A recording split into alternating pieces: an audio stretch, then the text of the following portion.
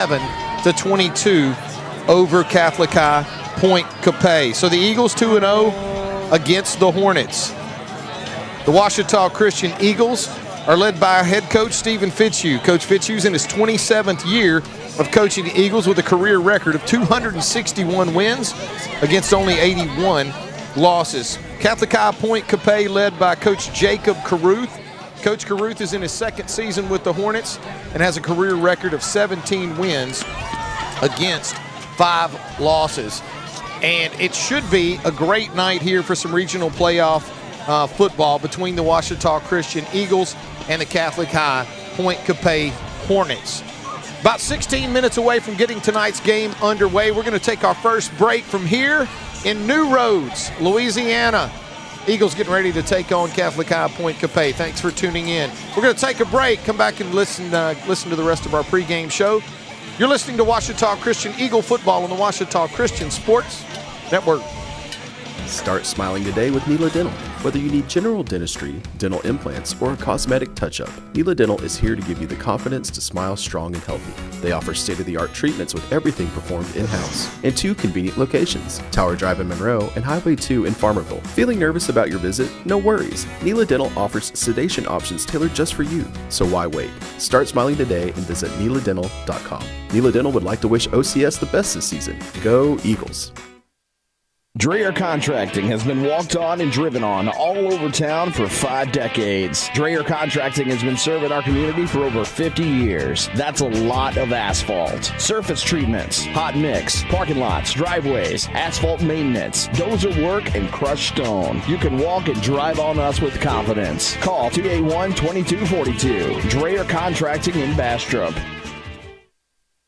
There's no better time to get rid of those glasses or contacts. Now with the latest in LASIK, all laser eye LASIK, safe and ultra precise. Call for a free evaluation. 318-32-LASER, 318-32-LASER. Make the high, humble decision for your LASIK care and clear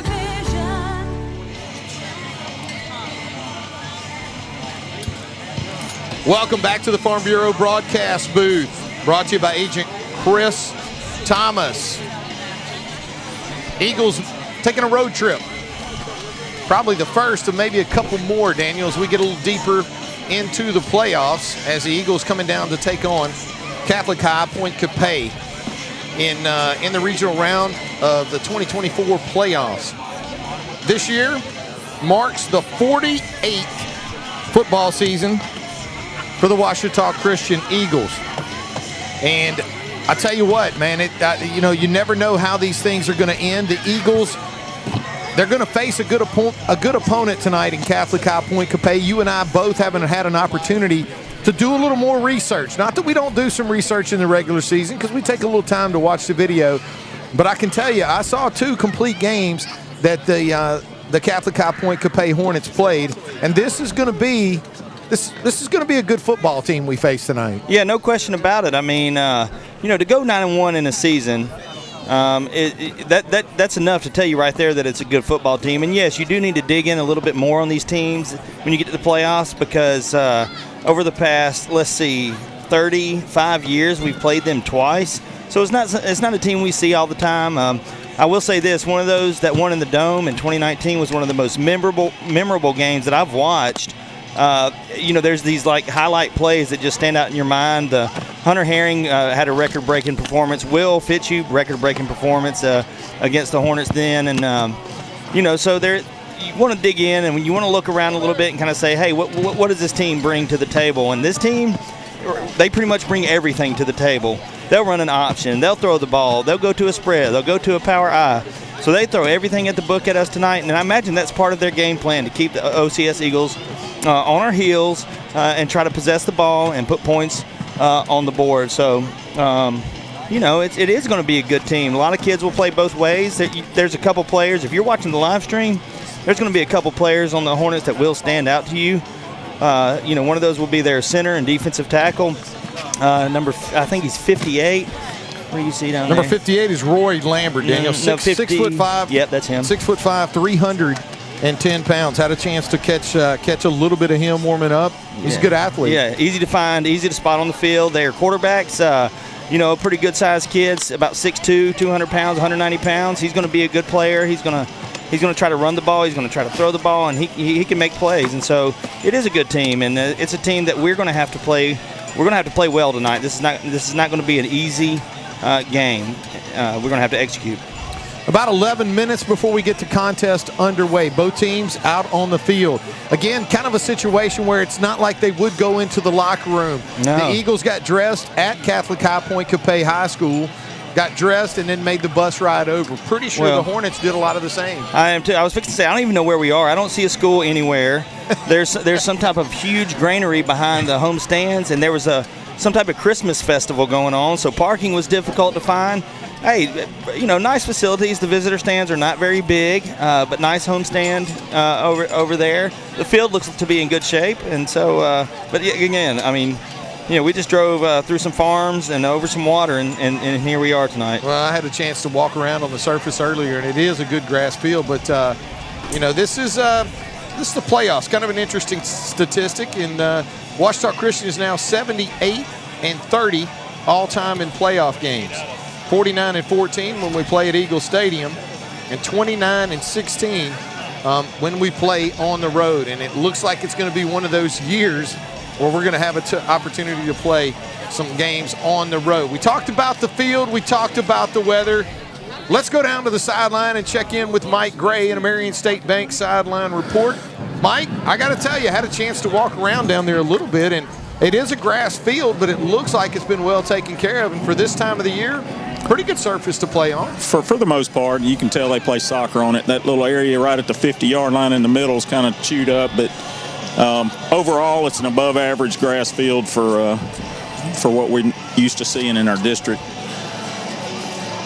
I didn't get Coach Fitchie. Y'all were going through some other stuff at the time, but I did talk to him a little bit, and this team is, I think they dress about 26 kids is all. I think 8 of them go both ways. So I'm hoping that, they're probably going to come out strong, but I hope our depth will take over at least by the third quarter and try to get this game put away. I would agree with you, Mike. Haven't had a couple of a chance to watch a couple of their games. This is it's not a lot of guys, but this is a very competitive football team, and I'm telling you, it's the kind of football team that, if they get this thing going early, I think this is going to be a lot more. I think it's going to be a pretty good football game between these two teams. I've been told that our depth is going to take over. I've been told that, we're going to be able to move the football at will, and all those things may be true. But I did.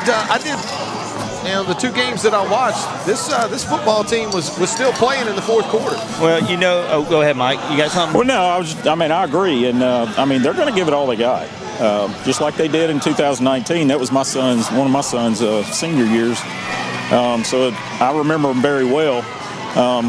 And they never gave up during that game. They were getting beat handily, but some hard-nosed kids it on is. the school. Should be a good one tonight. Thanks a lot. Mike Gray with the Marion State Bank sideline report as both teams getting ready to finish up their pregame drills, and we're getting ready to not too far away from getting this game underway. 8 minutes before kickoff tonight. All right. So every week you put together, you put your thoughts together, right? You look at it, you kind of think about things. You're on your way down today. I know you had a chance to ride down with Saul, and Saul, you don't want to allow him to sway you. He was trying to. I know. He wants to put his spin. He's got to, what he thinks, because he watched a little film. He always does. So here's the thing. Every week, you always tell me what you think it's going to take to win this football game. Tonight, you told me exactly what you think we're going to have to do. So you share those thoughts with me. Sometimes I agree. Yeah. Sometimes I don't. However, this week, I think we agree. So right now, we need to know, what are Daniel's ways we win? Well, I mentioned the quarterback. I think he's a good player. We're going to have to contain him. I think there's some ways that we can do that. But, again, he'll run the ball, he'll throw the ball, he'll hand the ball off. He'll run the option, run the pitch. So I think it all starts with him. So we're going to have to find a way to contain him and not let him get loose either on his feet or putting the ball in the air. Putting the ball in the air is a big thing. That's something that we've struggled with the last few weeks. And so, if I were the Hornets, I would definitely test that out. So we're going to have to withstand that test tonight. So I think we need to do that to win. I also think that this is going to be, if you're going into a season with some good players and you only have 26, you know that your depth is going to be an issue. So starting back in June, you're running on the levee. You're getting these guys trying to get in shape for this upcoming season because you know that you have limited depth compared to a lot of the teams that you're going to play. So I think that we do have an advantage with depth, but I don't know how big of an advantage that it is. This team is going to be smart. They're going to be well disciplined. They're going to flock to the ball. I think we're just going to have to out-physical them. And I don't think that's going to be as easy as it was last week. Nothing against Glenbrook, but they were not very big. This team is much bigger and much faster than Glenbrook. So we're going to have to out-physical them. And the other thing that we're going to have to do, David, most importantly, this is the most important thing, is we cannot make mental mistakes. We've seen some mental mistakes this year, especially late in the season. Last week was pretty flawless for our offense and our defense against Glenbrook. But again, we can't be pushed into mental mistakes. Bad penalties, dead ball penalties, offsides, false starts, personal fouls, those things like that. We can go home with the loss if we get caught up in all of that emotional stuff. Well, both teams have made their way onto the field. The captains for tonight's contest getting ready to go out for tonight's coin toss. As not really, got a drone over there on the far side. Is it tethered? Yeah, I don't know. I didn't see a tether. Thing was moving around pretty good. But we'll be interested to see, too. We're always kind of, up till the last minute here, whether we're going to have tonight's invocation and national anthem prior to the coin toss or after. But when we do, we'll get a chance to go down to the field, check in with Mike Gray for the coin toss tonight. It looks like... Yeah. While we're waiting, we're going to have to run the ball, too. I want to add that to our ways to win. Oh, I don't think there's any doubt. And now, we are going to bring the captains out for the coin toss, and we'll go down to midfield, check in with Mike Gray and the Marion State Bank sideline report. Thanks, Mike. Our captains are Endon Melton, Macon Leonard, Jackson Mann, and Cooper Russell, by the way. Ladies and gentlemen, shake hands, please. Testing. Number 2. Testing. Testing, Mike. Brooks Caps is one of our captains. Gentlemen, congratulations for advancing to the second round of the playoffs. I am Mr. Lindsay. That's Mr. Dudley. We will be working in the middle of the field. Now, as captains, I expect you to be the leaders of your team. If Green wants to act up, I plan for you to take care of that. Same for you, White. Is that good with that? All right. Most importantly, guys, everybody on the field has a role tonight. Players play, coaches coach, officials officiate. I'm too old to play, so you probably don't expect me to play. Just like I don't expect you to officiate. Sound good? As long as we can stick with that, we're good to go. All right. White, you are the visiting team. Here's my coin. Red is tails, blue is heads. Tails what do you never say? fails. Tails. What did he say? Field judge. Everybody agrees on tails? Neville's. Side judge Eddie. It is heads. What would you like to do? Well, tails never fails until it fails. No. 2 weeks in a row, it's been heads, and we've lost both of them. Hey, but we want the ball. Well, let's see. I was trying to listen and see. I don't know these. They're deferring. I mean, they're deferring. Mike, I like that. I like sometimes setting the tone. Give our offense a chance to get this thing going. He doesn't like it. Look, I'm from the Coach Hickman, Coach Harper days. We get defense. Always defense first. I understand. I was an offensive player. I want the ball to set the tone. Yeah. Mike, thanks a lot. Mike Gray with the Marion State Bank sideline report. We're going to have tonight's invocation and national anthem. Invite you to come back for the kickoff of tonight's contest. You're listening to Ouachita Christian Eagle football on the Ouachita Christian Sports Network. Are you tired of pushing through the pain? Do you struggle day in and day out with simple tasks? Excellence during this event. We pray for the safety of the athletes, protect them from injury and harm, and finally, we pray for your grace. that you would provide us with the endurance to pursue our heavenly prize, eternal life with your Son. Amen. In the name of the Father, Son, the Holy Spirit, amen. Please remain standing for the national anthem delivered by Miss Tricia Morrison. Oh, say, can you see by the dawn's early light what so proudly we hailed at the twilight's last gleaming, whose broad stripes and bright stars through the perilous fight o'er the ramparts we watched were so gallantly streaming, and the rockets' red glare, the bombs bursting in air, gave proof through the night that our flag was still there. Oh, say does that star-spangled banner yet wave o'er the land of the free and the home of the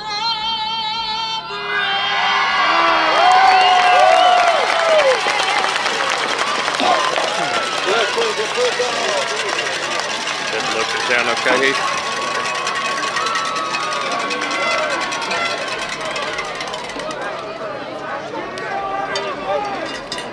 Let's go, Eagles! Go, boys! I got you. I keep an eye on it. All right, Coop, can you hear us okay, buddy? All right.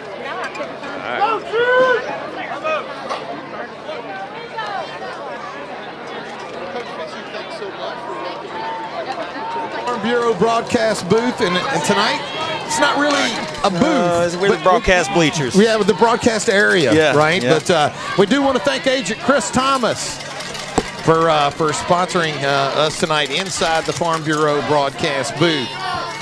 Ouachita Christian getting ready to take on Catholic High Point Capay. The Eagles lost the coin toss. The Hornets won it, and they elected to defer. They'll receive in the second half, and the Eagles, with an opportunity to get things started here, they're going to send Jude Turner deep. Jude Turner, if you haven't been tuning in all season, it's a very dangerous return man for Ouachita Christian. He'll stand with his heels at around the 10-yard line as we get ready to get this game underway. Handling the kicking chores for Catholic High Point Capay is their quarterback, number 12, Jude Morrison. Morrison will tee it up at the 40-yard line as we get ready to get tonight's contest underway. Eagles wearing white, gold pants, and, of course, a traditional Ouachita Christian gold helmet.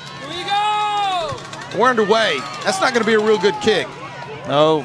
But it's going to be fielded cleanly by the Eagles, and handling on it is number 15.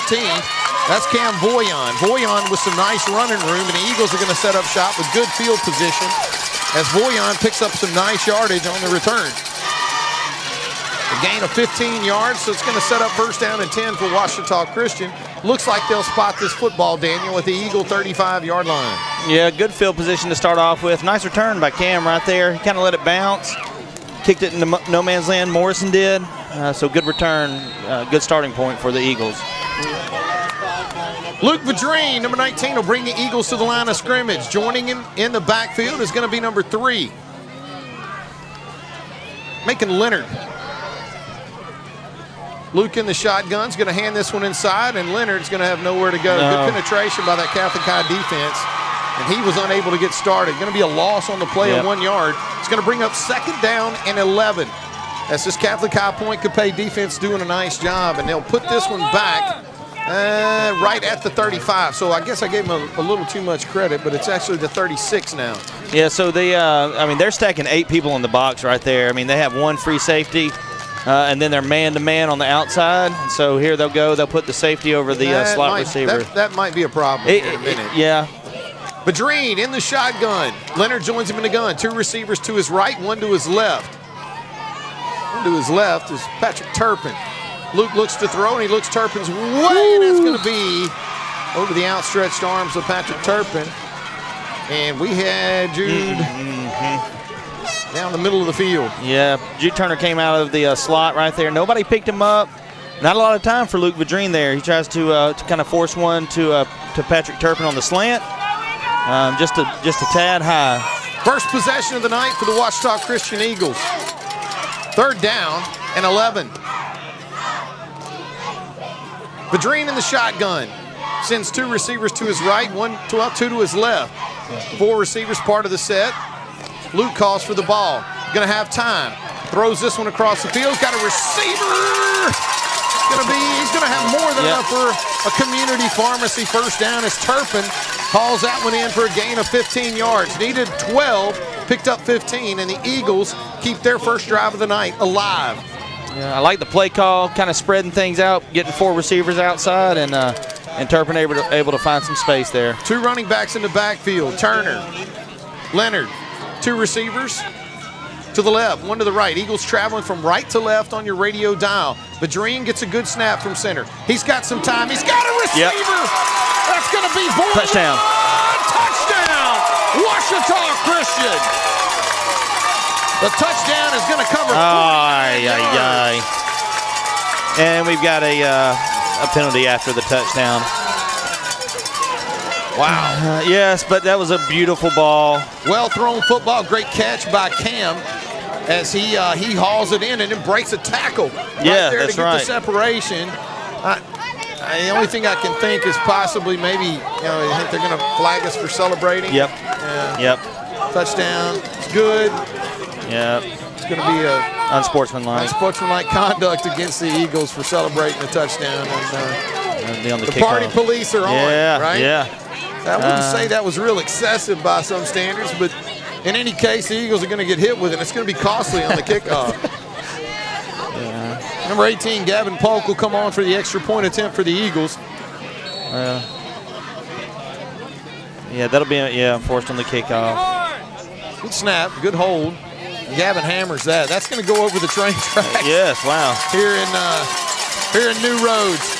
The Ouachita Christian Eagles are going to take the opening kickoff down the field and score tonight's first touchdown of the game. Extra points good. The Eagles with a 7-point lead. Let's get down to the sideline and check in with Mike Gray and a Marion State Bank sideline report. Mike, I love momentum. I love setting the tone. Absolutely. Look, I'm a numbers guy when it comes to the line of scrimmage. Yep. And that first play, they had 9 in there. And they are playing 1 safety, so it's a cover 1. This side of the field, they've got a guy covering man, just playing man. It doesn't matter the receiver. A lot of times they put their best cover guy on our best receiver, but they're not doing that right now. And Boyan and Turpin split like that. They can't cover both of them, and they saw that Boyan had a lot of room, so they lit him up twice on that one. Absolutely. Thanks a lot. Mike Gray with the Marion State Bank sideline report. They're going to back this one up 15 yards for the Eagles on the unsportsmanlike conduct. Oh, look at Gavin's going to tee this one up at the 25. You know what? I think he looks at it as a challenge. Yeah. He tees it up at the 25-yard line.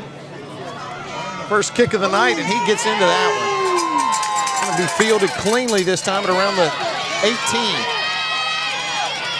And we got a problem. Number 4 for Catholic High Point Capay is Cooper Burke. And Burke is going to meander his way through the Eagles special teams. And all season long, you and I have given some major kudos to the kickoff coverage team for Ouachita Christian. That time, he had a little extra time because of the with the kick, fielding it cleanly at around the 18. That's something we don't see a lot of. No, but this goes back to what I said before the game. These penalties that we should avoid, that we could avoid, that put us at a disadvantage right here. So now they're at the, they're basically starting the same place we did. A gain of 52 yards on the return. It's going to be first down at the 32-yard line of the Eagles. Already in Eagle territory. Number 12 is Jude Morrison, and he'll go to work.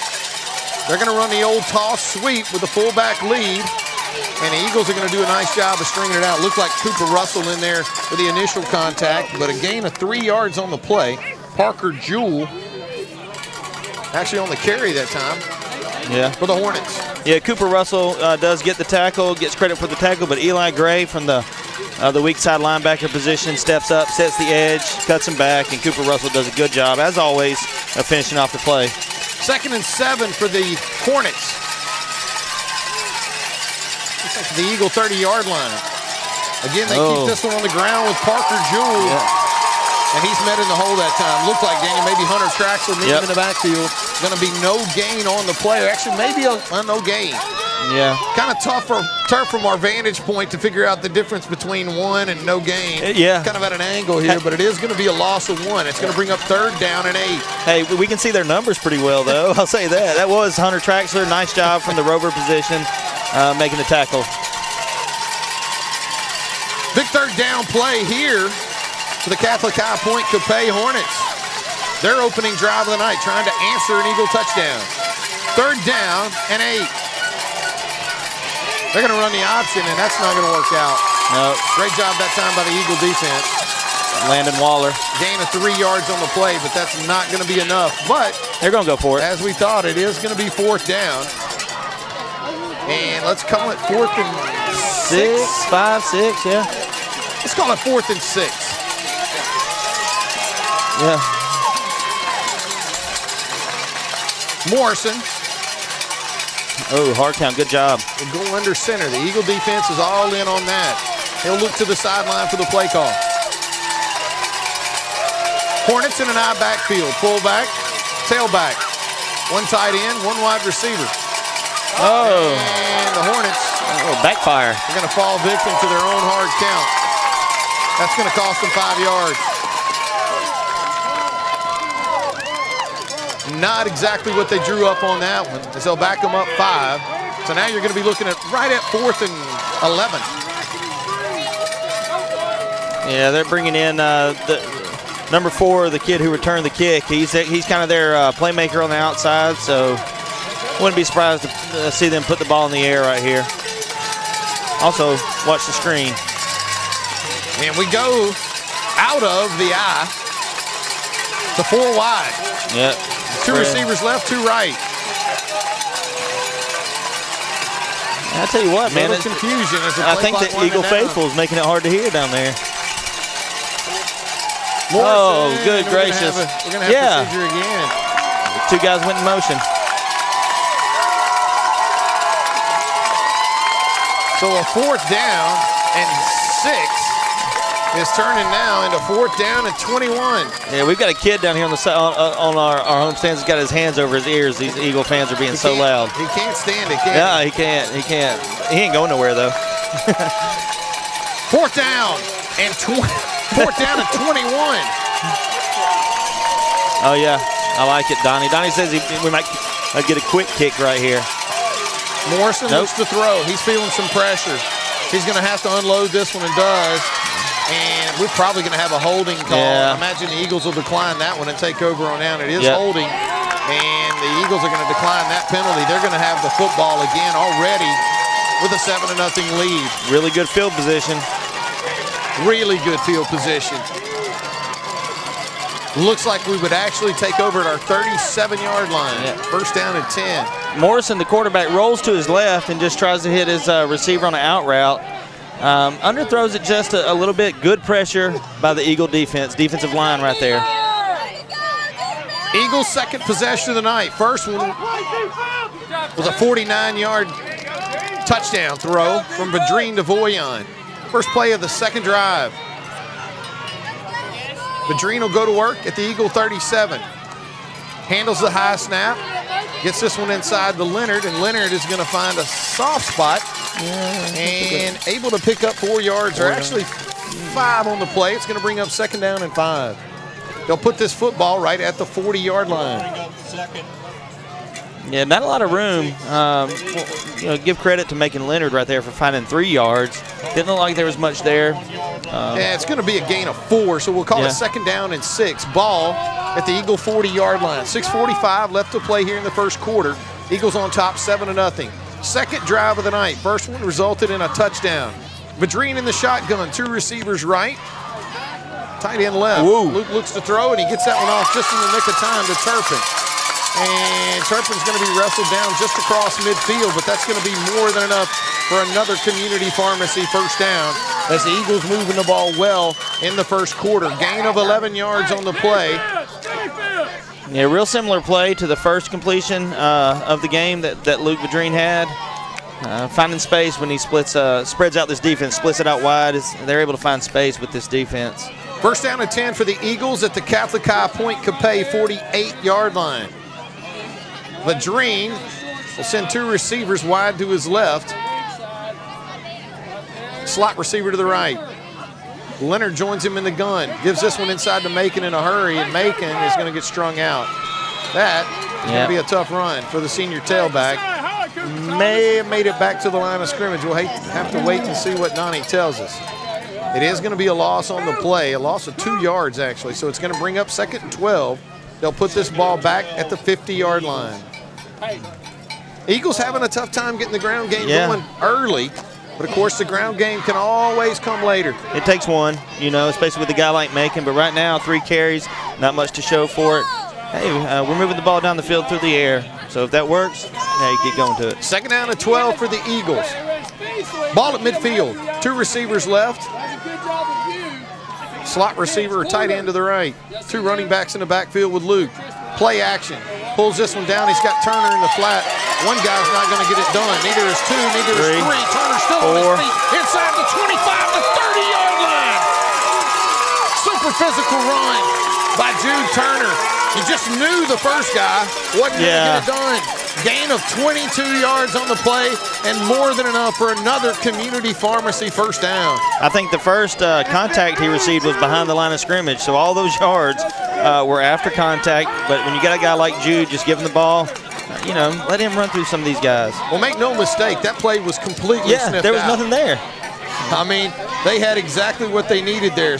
First down and 10 at the Hornet 28-yard line. Second drive of the night for the Ouachita Christian Eagles. Vadrine in the gun. 2 receivers to his right. Sends Turner in motion. Calls for the ball. Luke rolls. Going to set his feet. Throw. Boy, he had a defensive back closing on that one in a hurry. Yeah. And that's going to be incomplete. It's going to bring up 2nd down and 10. All right, so what it seems like now is when we go spread, when we go 2 by 2, receivers on either side, we're able to find room. But if we go with extra tight ends and they're able to play man-to-man, they're doing a good job covering one-on-one. I think that if we can get them into that zone defense, zone coverage, Luke does a good job of finding that soft spot. 2nd down and 10 for the Eagles. 2 running backs in the backfield with Luke. Turner and Leonard. 2 receivers to his right, a tight end to his left. Vadrine in the gun will call for the ball. Good snap. Luke's got some time. Right here. Lets it go. That's going to be intercepted. Thrown right into the hands of number 7, Parker Jewell. I don't think Luke saw him. Now we got a penalty marker on the far side of the field as well. I didn't see anything, so I don't know what that was. Get it back!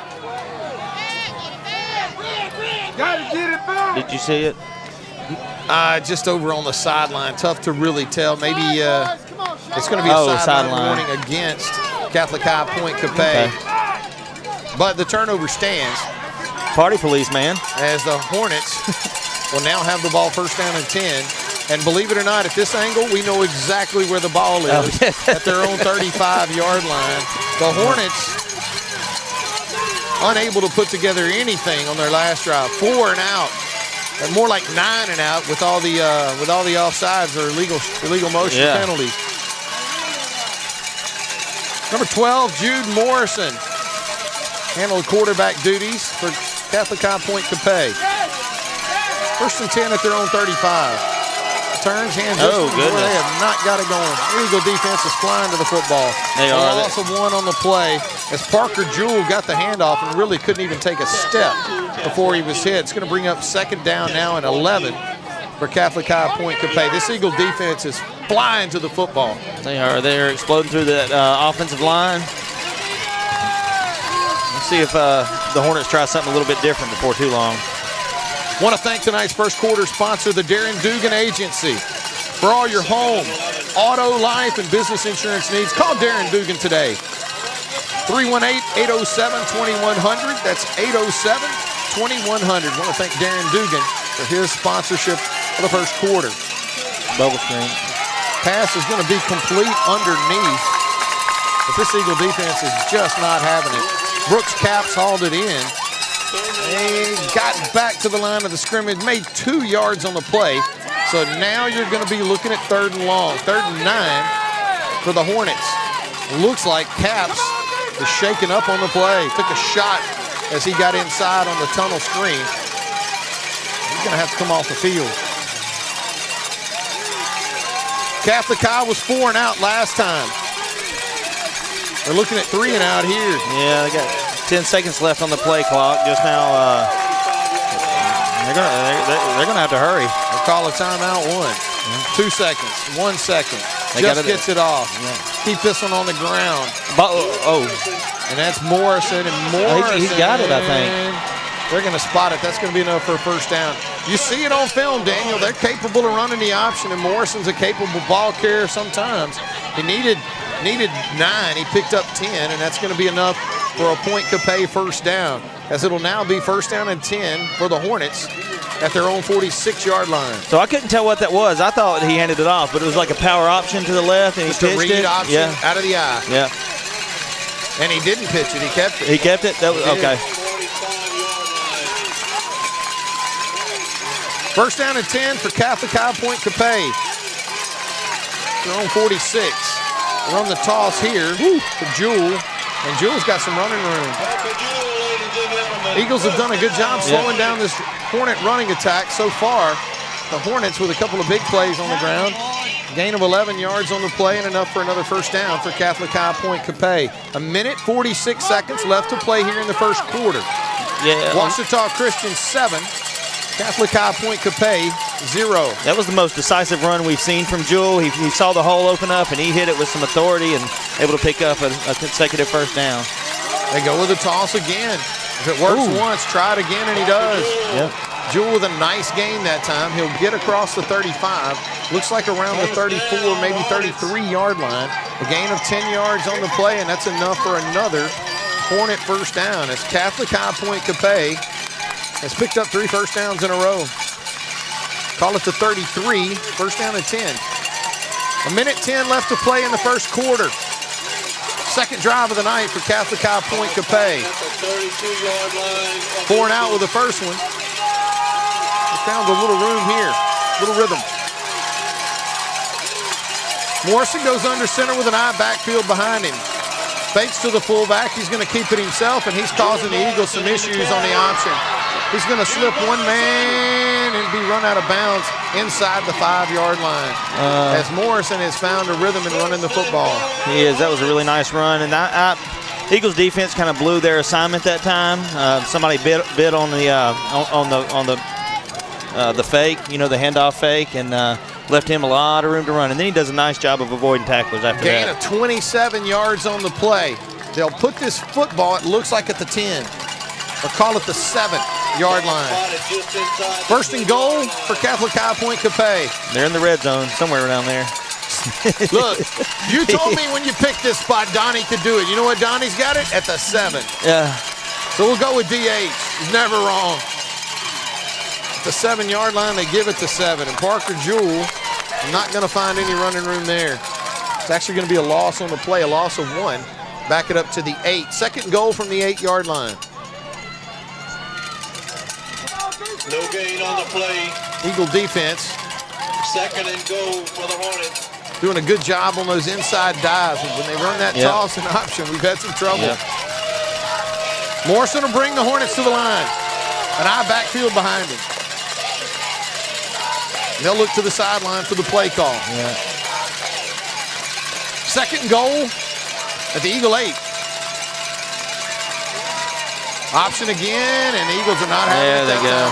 I think you said, Daniel, earlier we had somebody miss their key on the long option run. Yeah. They didn't miss it that time. It's going to be a loss on the play. Yeah, Depends on how much they mark off here. Yeah, the Eagles really collapsed down on that. That'll be the end of the first quarter. And that is going to bring an end to the first quarter of play. Tonight's first quarter again brought to you by the Darren Dugan Agency. We're going to take a well, I'll tell you what, let's go down to the sideline and check in with Mike Gray in a Marion State Bank sideline report. How's it going down there, Mike? We had to make a few adjustments there. They saw something on our right side of our defense. Got 3 big chunk yard plays. And then when they come back to this side, we're kind of ready for it. But then, like you said, when they're running an option and faking the dive, if we bite on that, we're in trouble. Yeah. There's assignments on defense. One gets the dive, somebody gets the quarterback, somebody's got the pitch man. And if we don't do that, that's why the option is so effective, is because somebody's going to make a mistake. And that's what they're banking on. Thanks a lot, Mike. Mike Gray with the Marion State Bank sideline report. It's going to be first, or actually it's going to be 3rd and goal now at the Eagle 12. And I got to tell you, it is tremendously easier to see the yardage down here. Yeah. As we swap ends of the field. The Hornets pretty excited about this, but I got to tell you, they're in a bind. Yeah. 3rd and 12, or 3rd and goal at the 12. You're not going to have an opportunity to pick up a first down, so you got to find a way to get 12 yards in 2 plays.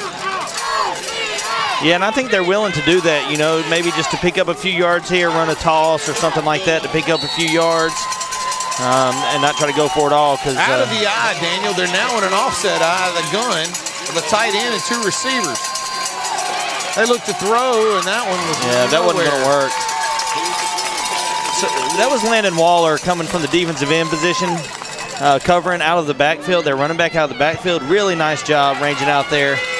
The quarterback Morrison saw him, and I think that's what made him kind of throw the ball a little wide, because he saw Landon Waller breaking on the ball. I think that running back didn't make an extraordinary effort to catch it either. Yeah, he saw him too. So here come the Hornets. They're going to go trips left, 3 receivers to the left, 1 running back in the backfield. Will join Morrison. Play action. Morrison's going to get Oh, my goodness. That didn't work out.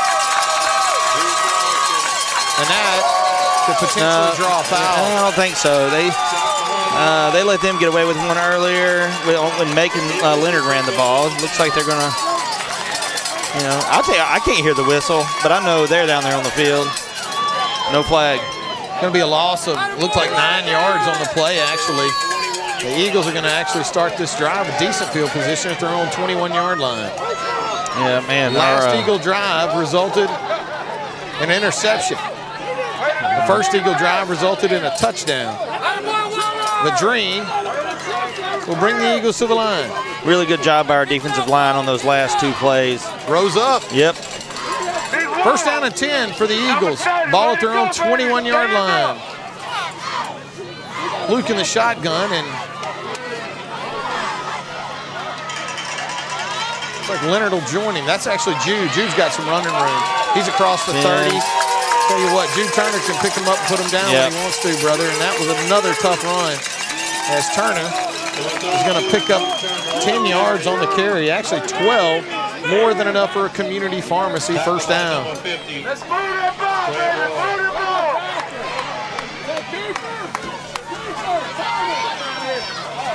Vadrine in the gun. 2 receivers, 1 left, 1 right. Luke calls for the ball, looks to throw, and does. That's going to be Voyon, and he's going to lose that one. That was a direct result of pressure. It was. Luke took a pretty good hit. Didn't take him long to get there, kind of coming off the edge on the far side. Yeah. Throw was a little bit low. Voyon got his hands on it. I just saw him look over the sideline and kind of point to himself and say he should have caught that. That'd have been a fantastic catch. It went for 2 yards, you know. Second down and 10 for the Eagles. Ball at their own 32-yard line. Vadrine in the shotgun. 2 receivers to his right, 1 to his left. 3rd drive of the night for the Eagles. Good snap. And Luke's going to carry this football. And Vadrine on the carry. Gain of 1. I don't know if it's ever I don't know if you ever need to pull it from Jude Turner. That's what I was sitting there thinking. It looked like Jude wanted it too, because there was he had some room to work. Gain of 1. 3rd down and 9 for the Eagles. Turner will join Luke Vadrine in the shotgun. 2 receivers to his left, 1 to his right. At their own 33-yard Eagles line. traveling from left to right. Good snap. Luke's got time. Oh. Now he's got pressure. There, and he hauls it in that time. Great job that time by Boyan. Luke feeling pressure again. Able to get it off, but a really nice job of hauling that in by Boyan. As he does a good job getting the football, and that's going to be more than enough for a community pharmacy first down. Yeah, they're bringing a linebacker on a blitz from Luke's backside every single play, and he's almost getting home almost every single play. But right there, Luke stands in there and delivers it. Hey, same kind of catch Boyan said he should have made, and there he is. He comes back and he makes the catch for the first down. Nice grab. First down and 10 for the Eagles. Ball at the 48-yard line of Catholic High Point Capay. They give this one to Jude. Oh, see? And he's got running room. Brother, does he have running room? He does. Tough run that time by number 32. Very, very dangerous running back. Wearing green and gold tonight as Jude picks up 18 yards on the play and another community pharmacy first down. So they brought that outside linebacker again, and then what the Eagles did, they saw it too, and they trapped him. So they hand the ball to Jude, and he's able to get past that one linebacker, and there's nobody else to bring him down. First down and 10 for the Eagles at the Hornet 30. 9:39 left to play here in the second quarter. Eagles on top 7-0. Good snap from center. Going to give this one to Jude. And he's unable to get to the edge. Going to be a loss of 2 yards on the play. Yeah. Going to bring up second down and 12. We'll bring up second and 12. Yeah, not much to work with there. Now, I mean, going to bring up second and 12 for the Eagles. Vadrine will operate out of the shotgun. 2 receivers left. Boyan right. Jude, the lone running back, in the backfield. Luke calls for the ball. Hands this one inside to Turner. Boy, tough running inside. Yeah. The interior of that line has been tough all night. The Eagles have found success on the edge, Daniel, but not a lot happening right up the middle. A gain of 3 yards on the play. And it's going to bring up a big third down here. 3rd and 10. Well, you see big Rory Lambert over there, number 58. And he's just kind of, creating some problems just right off the guard, kind of in those A gaps right there. And so not much room to work with there. Collapses the Eagle offensive line. Able to hold Jude to, no gain? No gain. Well, actually, he picked Minimum, up a little bit. 2 yards. gain, So it's going to be 3rd and 10 for the Eagles. Looks like 4-down territory from here at the 30. Hey, we got a kicker. 2 receivers left, 1 right, and it looks like the Eagles are going to take a timeout, and we're going to take one with them. You're listening to Ouachita Christian Eagle football on the Ouachita Christian Sports Network.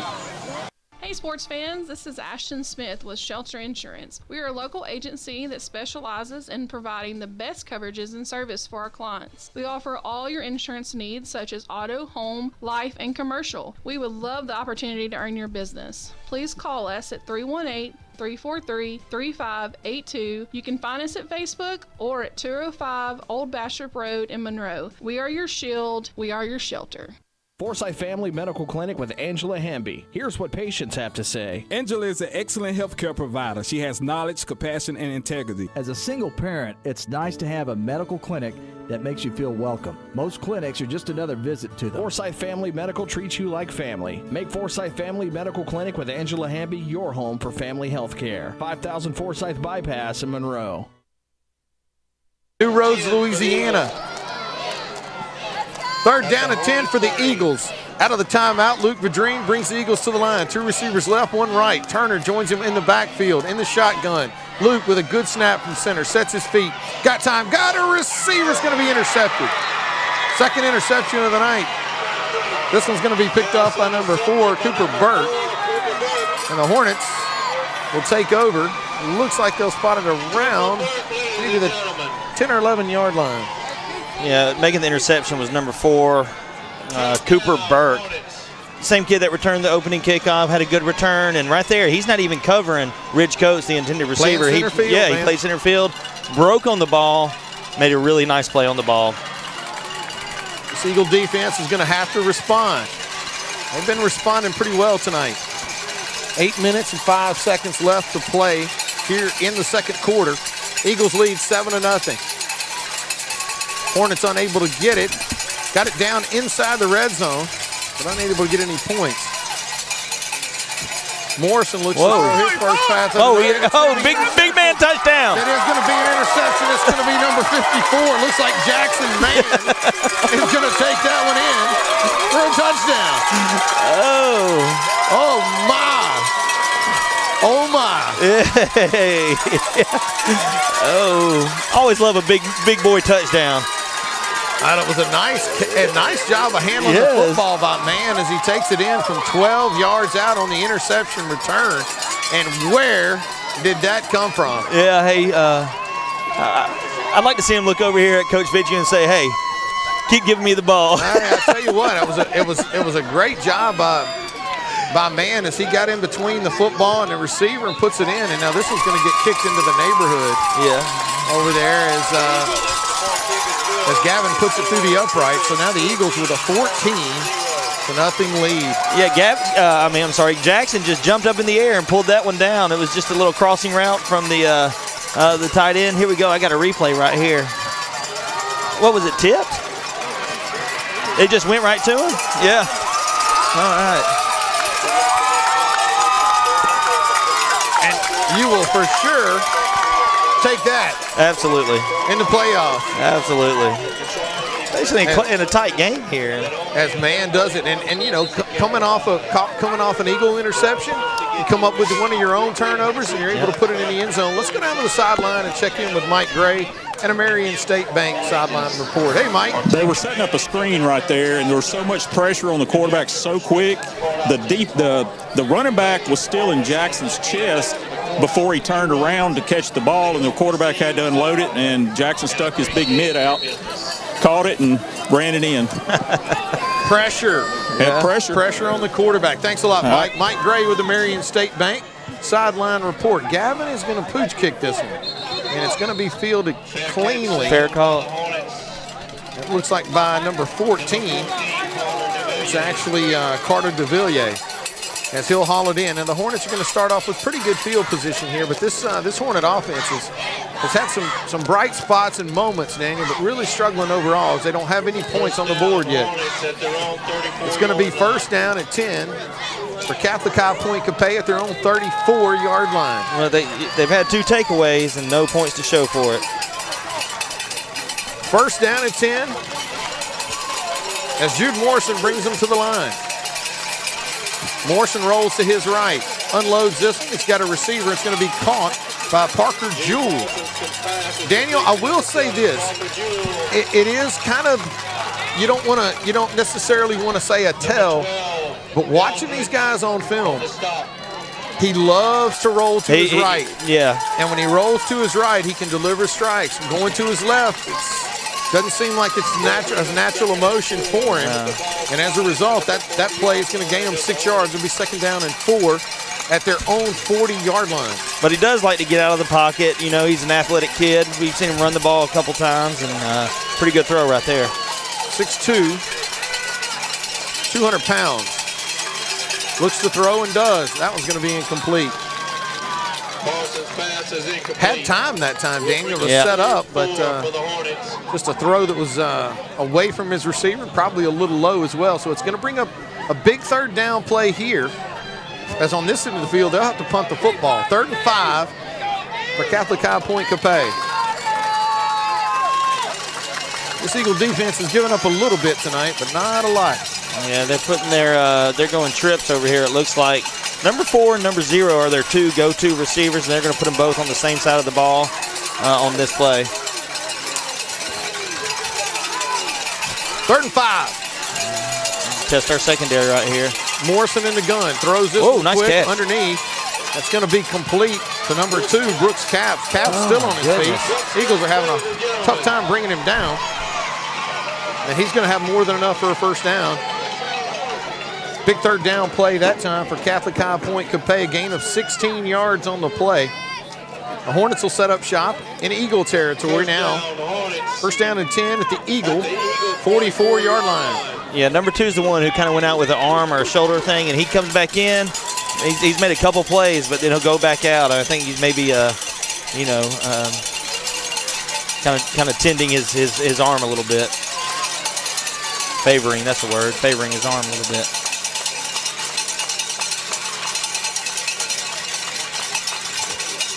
Hornets keep this one on the ground. They go right up the middle with number 7, Parker Jewell.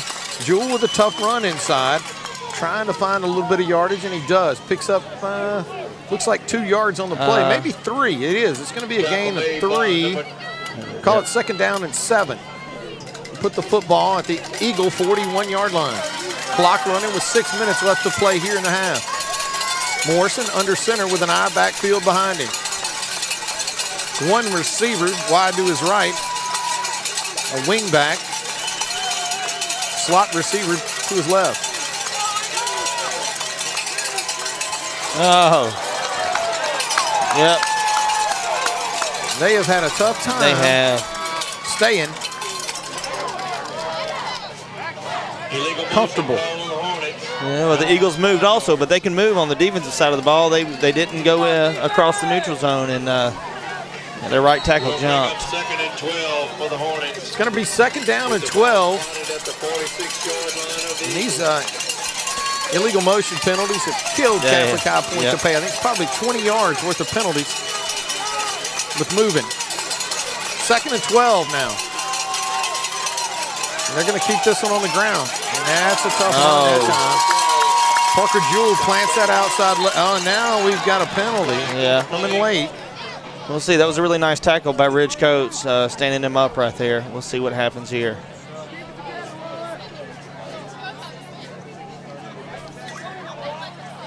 Gain of 3 on the play. That's going to be against the Eagles. Be a personal foul call against the Eagles, and that is going to cost them 15 yards. First down, Hornets. Let's see.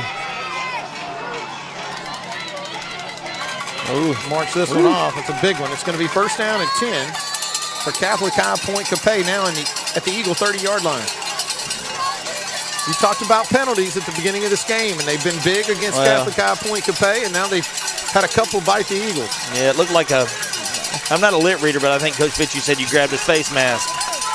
First down and 10 for Catholic High Point Capay at the Eagle 30-yard line. Morrison handles a high snap, and he's gonna pay a price for it. Eagles are all over that when they sniff it out. They're gonna drop him. It's gonna be a big loss on the play. Donnie says 8, and now we got another penalty marker on the play.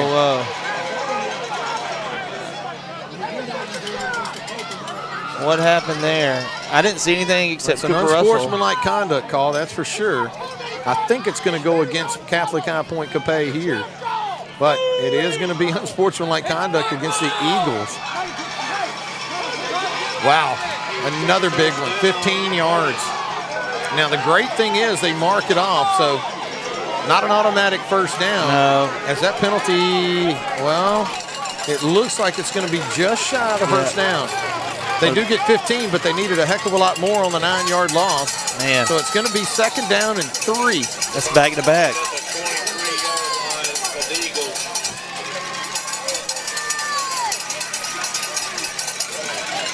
Second down and 3. Yeah.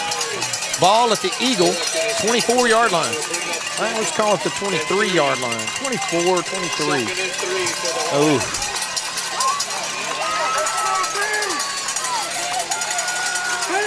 Morrison will go under center. He's going to tush push. Follow the big center that they do have up front. I think they're going to be close, but maybe short. Back away. No more penalties. Can't afford any more of these penalties. He picked up 2 there, so he's going to be short. I got a feeling we're going to see the same thing again. Wouldn't you? Why not? Your center is Rory Lambert, 6'5", 310 pounds. I'd say that's pretty accurate just by looking at him out there. I saw him standing. He was one of the captains across from Cooper Russell. And Cooper Russell's 6'5" also. He ain't 300 pounds, but they were kind of eye to eye there. And they moved into left tackle. Center. Yeah, he's playing tackle now. They'll give this one inside. And he broke going to keep it himself. He broke 2 or 3 Eagle tackles, and he is going to have more than enough for a first down. Eagles had him bottled up. Let him get away. Gain of 12 yards on the play, and that's going to bring up, let's call it first and goal at the 9-yard line. Up until this point, the Eagles this half have played outstanding on defense.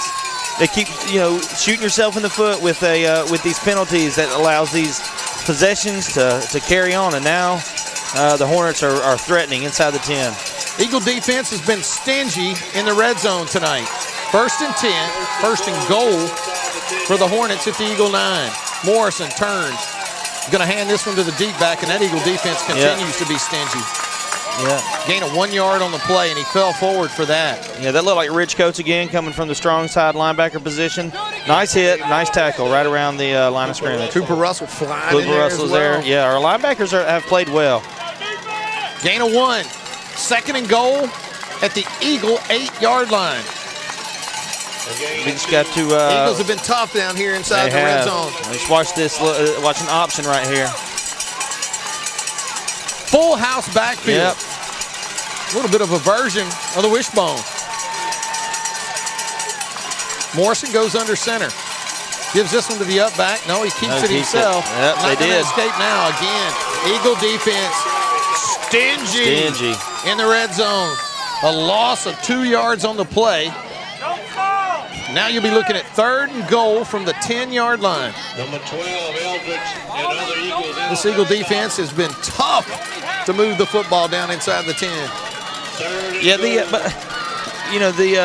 the Hornets are committed to running the ball, though. I mean, they are absolutely committed to it. I think he's attempted maybe 5 passes here in the first half, having a hard time, but every once in a while they find the hole in the defense and pick up a first down. Hopefully here the Eagles can stand tall. Hornets send 3 receivers now. They'll take a timeout. They're going to take a quick timeout. We'll go down to the sideline and check in with Mike Gray and a Marion State Bank sideline report. How we doing, Mike? Good. We 2 more downs right here. I kind of feel a tunnel screen or something coming right here. I don't know that they're going to go into the end zone on this one. They are sticking to their run. I think it's their primary plays. It's what they've had a little bit of success with. The quarterback gets a lot of pressure on him. He hadn't been able to throw the ball. They're trying to run the ball as much as they can, but third and goal from the 10, they can pick up any yardage here. If they don't pick up any yardage here, they're going to have to throw the ball. I also like to recognize Sunnyside Growers. Well, thanks a lot, Mike. Mike Gray with the Marion State Bank sideline report. Daniel, I got to tell you that I have just been invited to the Dry Bones Men Conference, February 7th and 8th. Not really sure anything about it, but the cheerleaders throwing out a few footballs tonight. Not only did I catch 1, I caught 2. You still got it? I got it. I got them both. Oh, I'm thank you, one buddy. To you. Yeah, I'll take the handoff there. Probably should have given it to DH, but here he can have mine. You know what? What? I've got a kid at home that's going to love this. See that? There we go. There we go. Put it in with his other 50 that he has. All right, so here we go. Big third down play here, and it seems like when the field shrinks, and the Eagles defense has not had to cover as much ground, they've been really effective. And the Eagle defense is going to shrink again. They're bringing a lot of people down. They are. Fitchy's having a little conference with the officials. Just a reminder, the Hornets will receive the ball to start the second half, so they really want to score right here. Try to get points on the board going into halftime, knowing that they'll get the ball back to start the second half. Coach Fitzhugh standing about the 15-yard line, out visiting with the referee and another official. Really sure what they're discussing. We're going to go over to the far side of the field. We're going to be ready for play. Third down and goal. The Catholic High Point Capay at the Eagle 10-yard line. Junior quarterback Jude Morrison brings him to the line. An eye backfield behind him, and Morrison looks to throw. Oh, that's he just unloads throwing it up. this one because he was fixing to take a shot, and he does. Good sportsmanship that time. Yeah. It was, number 30 for the Eagles. That's Landon Waller. Waller's going to extend a hand. Yeah, he gives him a pretty good shot and then helps him up. But the Eagles really good coverage there. That was triple covered. Not only that, there was pressure. And so he just has to throw it away, throws it out of the back of the end zone. Pressure makes it all happen in a hurry. 4th down and goal. Biggest play of the night for Catholic High Point Capay with 1:28. I know the Eagles would love to get their hands on the ball. Morrison looks to throw. Puts this one in the air. And I don't know where he was going with that one. He had a man on the far side of the field, but good coverage on the far side of the field by the Eagles. And now Ouachita Christian, with 1:23 left before halftime, will have an opportunity to try and put points on the board. Stymied Daniel with the last couple of possessions with turnovers. Yeah, there was a miscommunication there. He throws a fade route, looks like intended for Burke, but Burke runs a comeback. So, the ball just kind of rolls out. He actually threw it in the very back of the end zone. 1st down and 10 for the Eagles. Ball at their own 10-yard line. 1:23 left to play in the first half. Long way to go. Vadreen in the gun. 1 receiver left, 2 running backs in the backfield. Sends him in motion, gives this one to Macon. Macon's got some running room. He's across the 10, across the 15. It's going to be real close to a first down. And they're going to call it second. They'll give him 9 on the play. It's going to bring up 2nd down and 1. Clock running now inside of a minute. I think the Eagles have 2 timeouts left. Confirmed by DH. That was, I think that was Macon's biggest run of the night. Gain of 9, 2nd and 1. Eagles with 1 wide receiver split wide to the right. That's Patrick Cupberth. 2 running backs in the backfield, Turner and Leonard. Luke calls for the ball, play action. No, he's going to run it himself. Vadreen on the carry. Gets back to the line of scrimmage, no gain. 2nd and 1. Clock running with 30 seconds left to play. Doesn't look like the Eagles trying to get a whole lot going here. Definitely not in a hurry. It looks like they're going to be content to take this in at halftime. 3rd and 1. 19-yard line. Play clock and the game clock, there's no differential. It looks like the Eagles are going to let this clock wind down and take this into the half. 7-0. You're up 2 scores, but you've also thrown 2 interceptions. 14-0. You've thrown 2 interceptions in the first half. You cannot make a mistake right here if you're the Eagles. So wisely, they're going to rely on their defense to start the second half and hold Catholic Point Capay. Try to get the ball back. I have no qualms about that. Yep. So Catholic High Point Capay is going to come out of the first half trailing Ouachita Christian 14-0. Let's go down to the sideline and check in with Mike Gray at Marion State Bank. Sideline report. How you doing, Mike? Well, we're up 14-0, so I'm good. I'd like to see more of that backside runs. They're stacking on the strong side of our offense to stop that run on Macon and Jude. But that backside's a little weak, or a little more open. And Macon got 9-10 yards that last play. I'd like to see a little more of that in the second half. I'd like to be able to run the ball a little bit better. Run that clock down, keep this lead. Stingy defense down there in the red zone, Mike. Man. Stingy defense. Guys really stepping up when they need to. Well, I'm not going to say this, but I am. Saul's going to give you a hard time about how good you said that quarterback was, but those last 2 throws, he didn't even give his guys a chance. Yeah. 4th down, throw up a 50-50 ball. And he just threw it out of the back of the end zone on 4th down. It didn't make any sense. A lot of football left to play, Mike. A lot of football. Look, I just like to stir the pot a little bit between you and Saul when I can. Not needed. Dude, what are you, both of you? Knock it off, man. You got to be kidding me. I got to do a game with him next week. Yes, that's right. All right. Thanks a lot, Mike. Mike Gray with the Marion State Bank sideline report. Thanks a lot, Mike. As the Eagles are going to enjoy a 14-0 lead here. Catholic High Point Capay won the coin toss. They'll get the ball to start the second half. This Eagle defense, Daniel, has played pretty effectively in the first half. They've given up some big plays in between the 10, 20-yard line, but have stiffened down inside the red zone, and a really good job on the last one as well. It's a bad throw, but they also had good coverage on the play and also had a lot of pressure on the quarterback as well, which have made things pretty difficult so far tonight for Morrison. He had a nice run. He had a couple of nice runs mixed in, but other than that, this Eagle defense has been pretty stingy. Yeah, no question about it. I mean, I think the story of the first half has been defense. I mean, we start off the game with a big play to Vouillon on our first possession, but other than that, it's been defense on both sides of the ball. Special teams, their biggest play was the big return. We had one interception, they had two, and so there's it is a defensive struggle.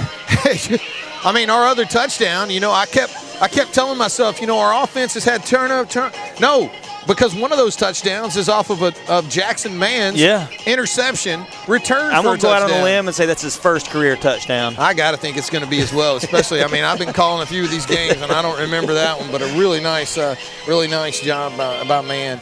Yeah. I'll tell you what, we got about 12 minutes. We're being entertained by the Catholic High Point Capay dance line right now, and about 12 minutes to go here at halftime. We're going to take a break from here. Catholic High Point Capay, New Roads, Louisiana. Ouachita Christians lead at half, 14-0. You're listening to Ouachita Christian Eagle football on the Ouachita Christian Sports Network.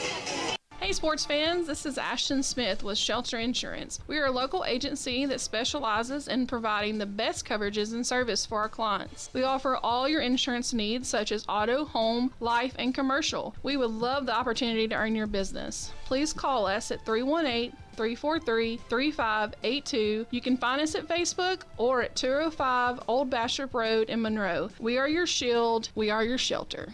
Forsyth Family Medical Clinic with Angela Hamby. Here's what patients have to say. Angela is an excellent healthcare provider. She has knowledge, compassion, and integrity. As a single parent, it's nice to have a medical clinic that makes you feel welcome. Most clinics are just another visit to them. Forsyth Family Medical treats you like family. Make Forsyth Family Medical Clinic with Angela Hamby your home for family health care. 5000 Forsyth Bypass in Monroe. There's no better time to get rid of those glasses or contacts. Now with the latest in LASIK, all laser eye LASIK, safe and ultra precise. Call for a free evaluation. 318-32-LASER, 318-32-LASER. Make the high, humble decision for your LASIK care and clear vision. If your car or truck is broken down, or you locked your keys in your vehicle, or you just need a flat fix, call Bears Towing and Recovery at 388-3021.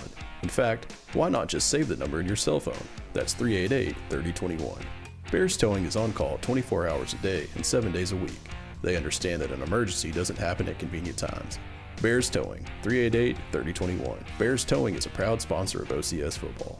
Hi, I'm Dustin Balance with Ludwig Marine. We have 2 locations to serve you, one on Darbone Lake in Farmerville and one right here on 165 North in Monroe.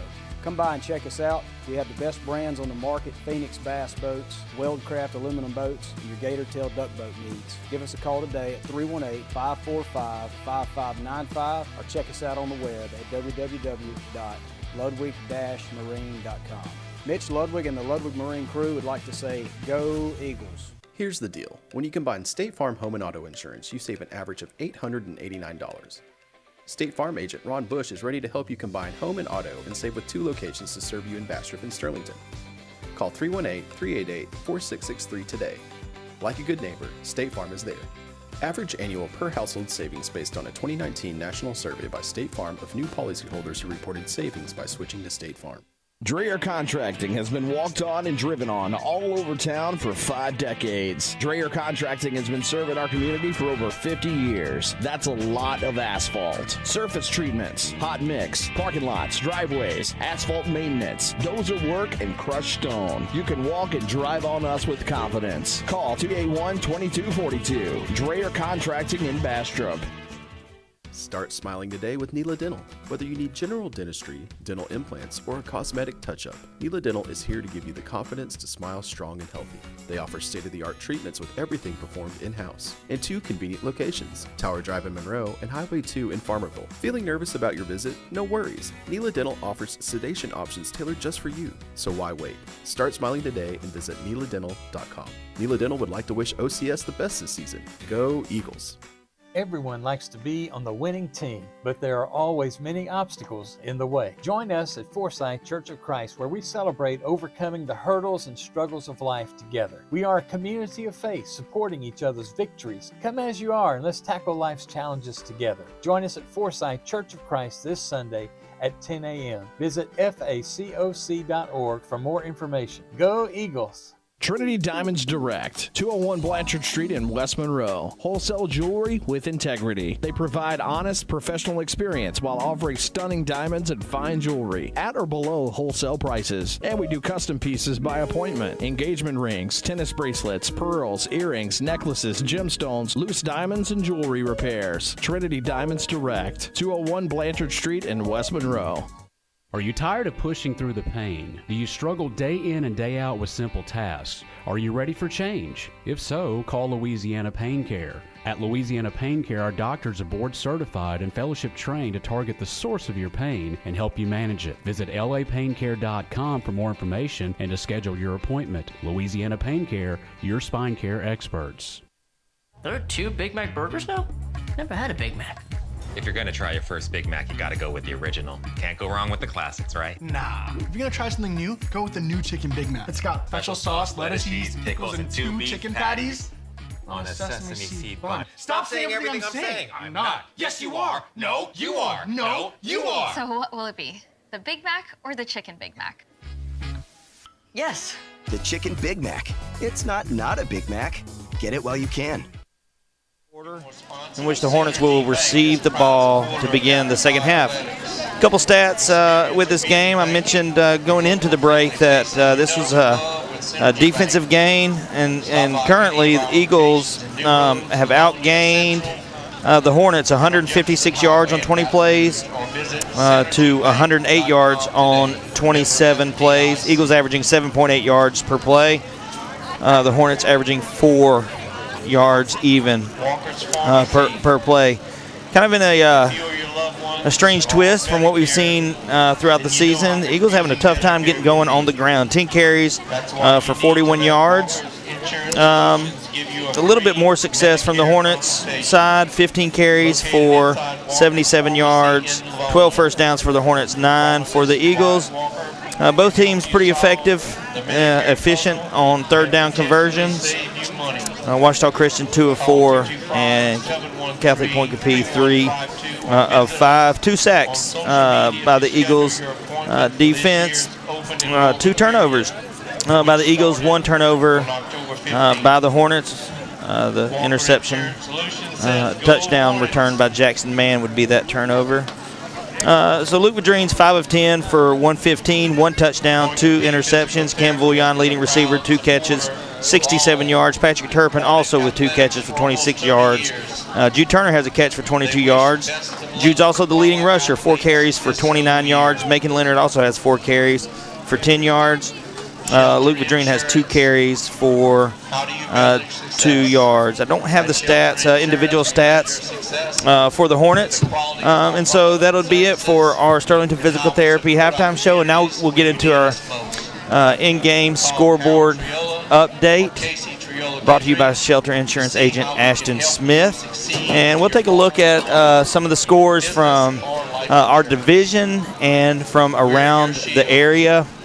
Right now, Mangum leads West St. John 30-0. I say right now, according to the latest update. So 30-0. Mangum looks good in that game, poised to move on to the next round.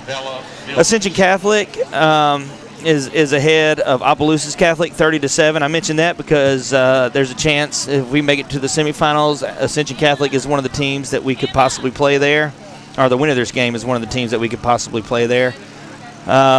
Covenant Christian, we will play the winner of this game. Covenant Christian and Central Catholic. We'll play the winner of that game next week if we hold on to win here tonight. And right now, Covenant Christian is ahead 14-7 over Central Catholic. Also, score that I think many of us are interested in.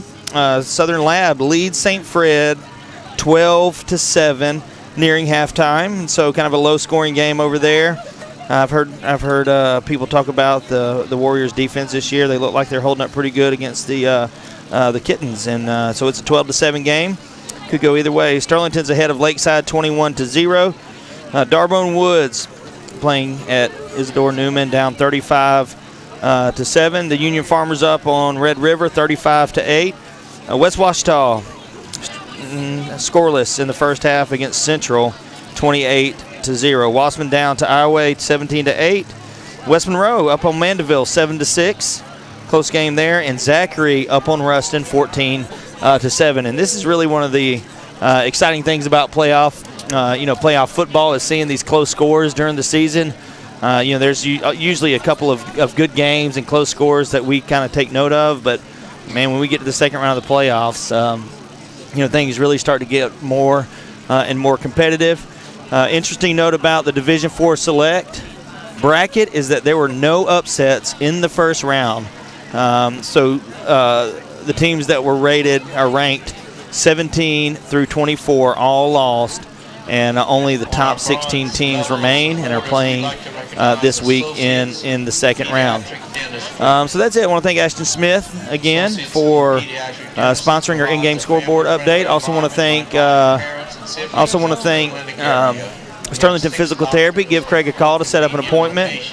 Give Ashton a call for all your insurance needs. And yeah, that'll do it for our halftime show and our in-game scoreboard update. We're going to take another quick commercial break. There's only about 2 minutes left to go until kickoff, and we'll be back in just a moment with some second half action. You're listening to Washita Christian Eagle Football on the OCS Sports Network. Forsyth Family Medical Clinic with Angela Hamby. Here's what patients have to say. Angela is an excellent healthcare provider. She has knowledge, compassion, and integrity. As a single parent, it's nice to have a medical clinic that makes you feel welcome. Most clinics are just another visit to them. Forsyth Family Medical treats you like family. Make Forsyth Family Medical Clinic with Angela Hamby your home for family health care. 5000 Forsyth Bypass in Monroe. Start smiling today with Neela Dental.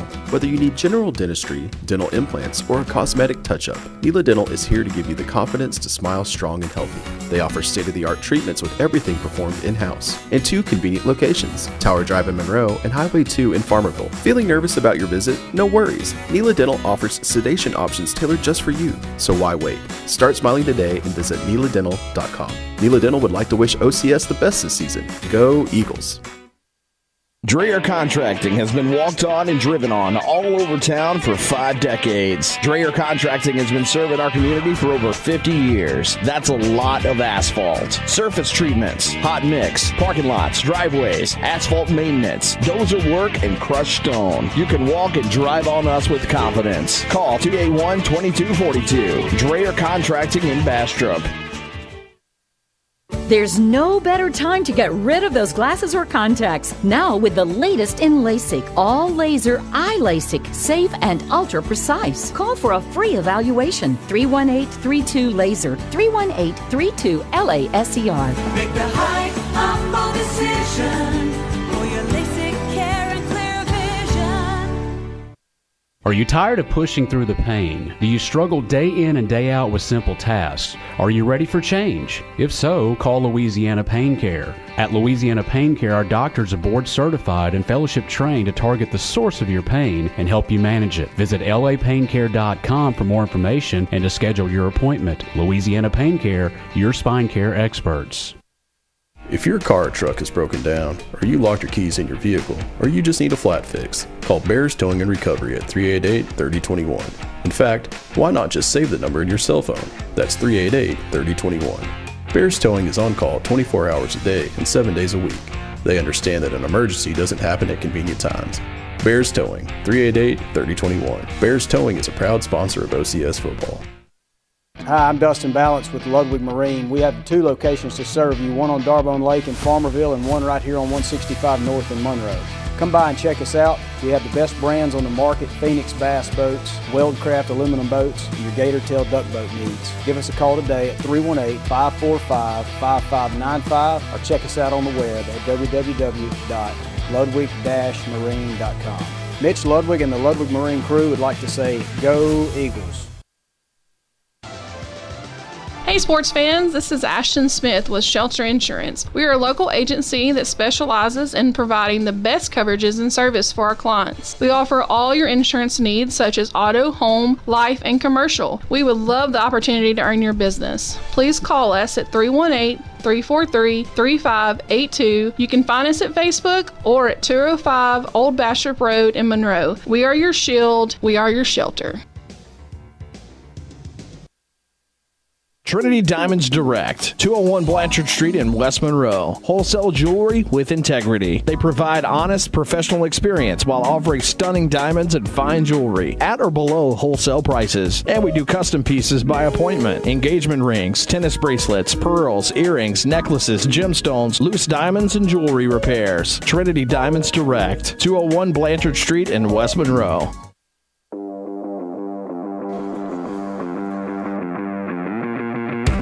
It's time for Ouachita Christian Football with David Gordy, Daniel Kirkendall, and Mike Gray. Welcome back inside the Farm Bureau broadcast booth, also known as the visitor stands. Top row. Oh, we're top deck, man. 1, 2, 3, Make no 4, mistake about row it. 5. Row 5, and it is a limited size, but just enough room to get all the Eagle faithful down here tonight. Well, as the Eagles have made their way down to New Roads to take on Catholic High Point Capay. There's as many people standing as there are sitting. Well, got a little overflow area, yeah. Down there, but a great night for some high school football. As the Ouachita Christian Eagles leading tonight's contest so far, 14-0.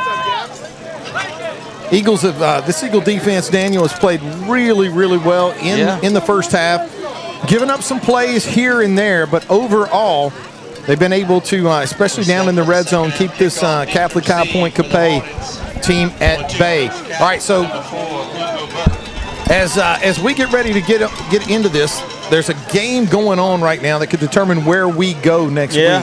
Yeah. Were you able to track the score down? Yeah, so Central Catholic's playing at Covenant Christian, and right now Covenant Christian, the number 3 seed, is up 14-7. Close game.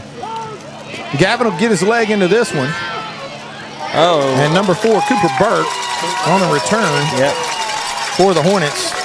And that's going to be a really nice open field tackle for the Eagles. Yeah, number 34, Eli Gray, with an aforementioned open field tackle. He's had a good game tonight from the linebacker position, and now adding a good special teams tackle to that. Gain of 12 yards on the return, but it's going to be first down and 10. The opening possession here in the third quarter. I want to mention our second quarter sponsor, the folks at D&H Sporting Goods, 2 locations in Bastrop and Sterlington to serve you. Stop by D&H Sporting Goods for all your Ouachita Christian Eagle gear. The Hornets.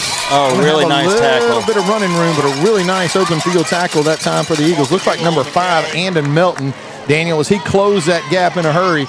Really good open field tackle.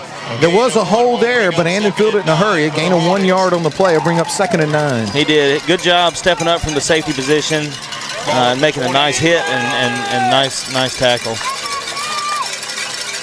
2nd down and 9. 18-yard line for the Hornets. Junior quarterback Jude Morrison will go under center. Yeah. Going to have a penalty marker on the play, and I tell you what, this has really been tough for the Hornets. I think that's their 5th. Does that sound right? That sounds exactly right. It's got to be. I mean, that's really costly penalties. Not huge chunks of yardage, but it's the difference in 2nd and 7 and 2nd and 12. Yeah, I guess in a relative sense, it is a big dent in what you're trying to do. You know, if you can pick up 2 or 3 yards of play, you can get first downs. Not if you're losing 5 yards each time, though. 2nd down and 12 for Catholic High Point Capay. Opening drive here in the second half. The 14-yard line.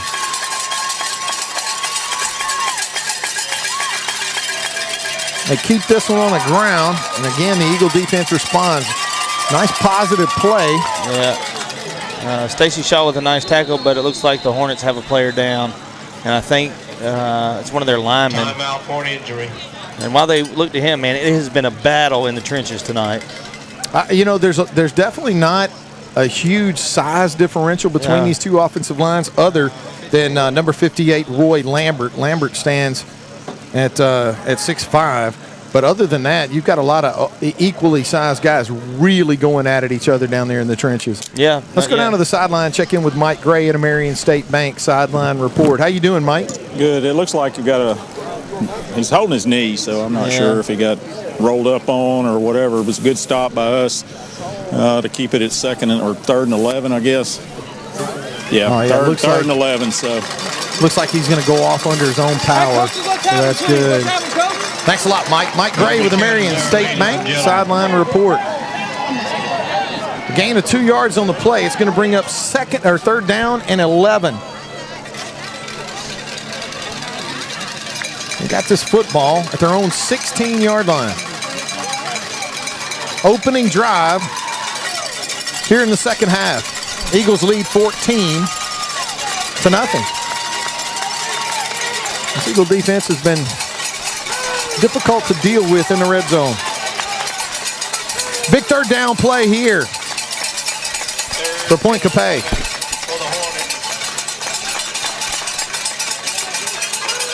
Jude Morrison had a tough time throwing the football tonight, finding his rhythm. Third and 11. Morrison back to pass, unloads this one, and it's going to be complete, and that's going to be enough for a first down.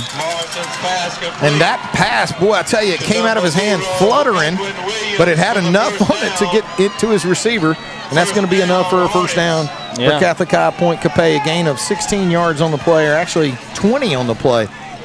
Yeah, big conversion for the Hornets here to start off the second half. Longest pass, I think that may be their longest pass play of the game. First down and 10 for the Hornets. Their own 22-yard line. Actually, 32-yard line. Morrison's going to throw this one into the stands. Feeling a little bit of pressure and able to unload it. Yeah, the Eagles doing a good job of pushing this offensive line back because, Morrison's trying to roll out, but the Eagles are just pushing right through the blockers. They're not getting held up, and so they're making him kind of go off his schedule, and he's having to just throw it away. Second down and 10, their own 32-yard line. And you and Dr. Graves are correct. He has struggled so far tonight, but a direct result of this Eagle pressure. Somebody is back there in the backfield with him almost at all times. Second down and 10. 10 minutes left to play here in the third quarter. Good snap from center. Morrison looks to roll. Oh, my goodness. Now he's going to feel pressure again. Yep, Cooper Thomas. Tough to do anything in that position. If you got somebody back there wrapping you up, and the Eagles do, it's going to be a huge loss on the play. Oh, man. When you see the guy carrying the ball marker and he's sprinting down the sidelines, that's not good. So loss of 14 yards on the play. It's going to bring up third down at 24 for Catholic High Point Capay. Yeah, the freshman Cooper Thomas gets the sack. Hunter Traxler was back there with him, and they're just teeing off right here off that left side. Opening possession of the third quarter for Catholic High Point Capay. Third and 24. Morrison. They're going to have somebody move. Oh, that's... Well, let's see what we got. We got it going against the Eagles. No flag. So it's going to be a timeout. So they avoided the delay of game penalty by going with the timeout. Hey, we're going to take one with them. You're listening to Ouachita Christian Eagle football on the Ouachita Christian Sports Network. There's no better time to get rid of those glasses or contacts. Now with the latest in LASIK, all laser eye LASIK, safe and ultra precise. Call for a free evaluation. 318-32-LASER, 318-32-LASER. Make the high humble decision for your LASIK care and clear vision. If your car or truck is broken down, or you locked your keys in your vehicle, or you just need a flat fix, call Bears Towing and Recovery at 388-3021. In fact, why not just save the number in your cell phone? That's 388-3021. Bears Towing is on call 24 hours a day and 7 days a week.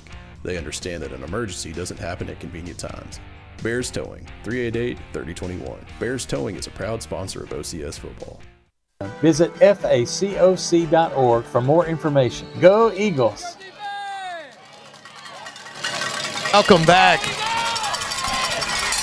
Inside the Farm Bureau broadcast booth, Agent Chris Thomas. Catholic High Point Capay is facing a 3rd and 24, and they're not going to get it. Not even close. Yeah. Eagles do a great job that time of stringing out the option, and the Hornets are going to have to punt this football. Gain of 1 on the play. 3rd down to 23 for Catholic High. This will be our Point first punt Capay. tonight. Usually if in a defensive struggle, you see more punts than this, but this will be our first one. Jude Morrison, the quarterback, place kicker, and punter. Morrison's going to stand at his 5-yard line. Gets a good snap from center and gets this one off. That's returnable. It's a good punt. It's going to hit. Oh. And Patrick's going to scoop it up. Now he's going to have to make something happen. Is that punt? Well, that's a great job by Patrick getting back upfield, Yeah. Daniel. Running north and south. He gets across midfield, so the Eagles are going to start this drive in Hornet territory at the Catholic High Point Capay 49-yard line. Yeah, it looked returnable, but it was so short and low that Patrick wasn't able to get to it. Instead of bouncing, it just starts tumbling. Punt covers 44 yards, 7 yards on the return. It's 8 minutes and 26 seconds left to play here in the 3rd quarter.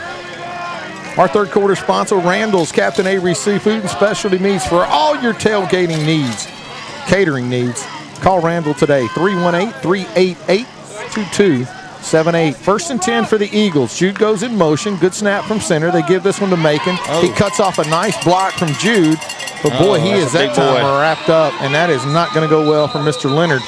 As that time, Rory Lambert, Daniel, really hadn't seen a whole lot of him making his presence felt that time as he plugs the hole. Gain of 3 yards on the play. He'll bring up 2nd and 7. Yeah, I think he's just been kind of caving in the center of our offensive line to the best of his ability.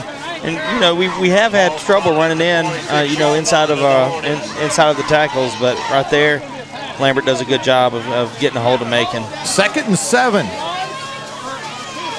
at the Hornet 47-yard line. Vadrine in the shotgun. 2 running backs join with him in the gun. 2 receivers, 1 left, 1 right. High center. Luke pulls it down, gets this one to Macon. Macon's got some running room. And now we're going to have a penalty toss behind this one. That's going to be holding, and that's going to be a costly penalty. As that'll back it up. A nice job that time of Macon bouncing it outside when he needed to. Took it up inside, found the tunnel, and bounced outside. But that holding call is a big one. It is. A lot of times when there's that much room on the outside, though, there's a reason. Well, and, hey, I was watching Macon and wasn't watching what was happening behind him. But, yeah, so I didn't see the hold either. But well, it happened downfield, so we do get hit with the 10-yard penalty. But it's only going to back it up to where we're looking at 2nd and 11. So they'll put this ball at midfield. Yeah, it could have been on a receiver, I guess. Vadrine in the shotgun. 2 receivers to his left, 1 to his right. Jude Turner joins him in the backfield. Good snap from center. Play action. Luke looks to throw. He's setting up a screen. Now he's going to have to move, and he's going to get run out of bounds. Shy of the original line of scrimmage. It's going to be a loss of 1 yard on the play. It's going to bring up now 3rd down. Yeah. And 11. Well, actually 12. Lost a yard on the play. Yeah, credit to Catholic Point Capay right there. Good recognition of the screen, and they cover it well. Nothing open for Luke. Wisely pulls it down and tries to get what he could. 3rd down and 12. 6 minutes and 58 seconds left to play here in the 3rd quarter. Ouachita Christian 14. Catholic High Point Capay 0. Yeah, watch out. He's probably looking for Agent Zero on this play. Vadrine in the gun with 2 running backs with him in the gun. 2 receivers to his left, tight end to his right. Luke gets a good snap from center. Looks to throw and does. And that's going to be complete to Voyan. And Voyan's going to get upfield, but he's going to be shy of the 1st down. I think we're going. To number 15. Yep. Cam Boulier. Gain of 11 yards on the play. He needed 15. Actually, it's going to be a gain of maybe 12. Yeah. 4th and 2. 4th and 2. Yeah. For the Eagles at the Hornet 42-yard line. Vadrine in the shotgun. See if Jude can find some space here. Jude Turner, the lone running back. 2 receivers right, 1 left. And we got the Hornets to jump, but we don't have a penalty marker. Gives this one to Jude anyway. And he's going to be upended, going to be shy of the first down. Hornets will take over on downs. Yeah, Fitchy's not happy because I agree. It looked like their right defensive end jumped into the neutral zone, and nobody pulled their flags out. I agree with the call to go for it, and I agree with the play call also. You're going to give it to Jude Turner for a yard all day long, but really, really difficult. Coaching staff here on the OCS sideline is still illuminated. Yeah. But right now the defense is on the field, so it's going to be first down and 10 for Catholic High Point Capay. If they don't hurry up and put some points on the board, they are going to be in a bind. Trailing right now the Eagles 14-0. Morrison in the shotgun.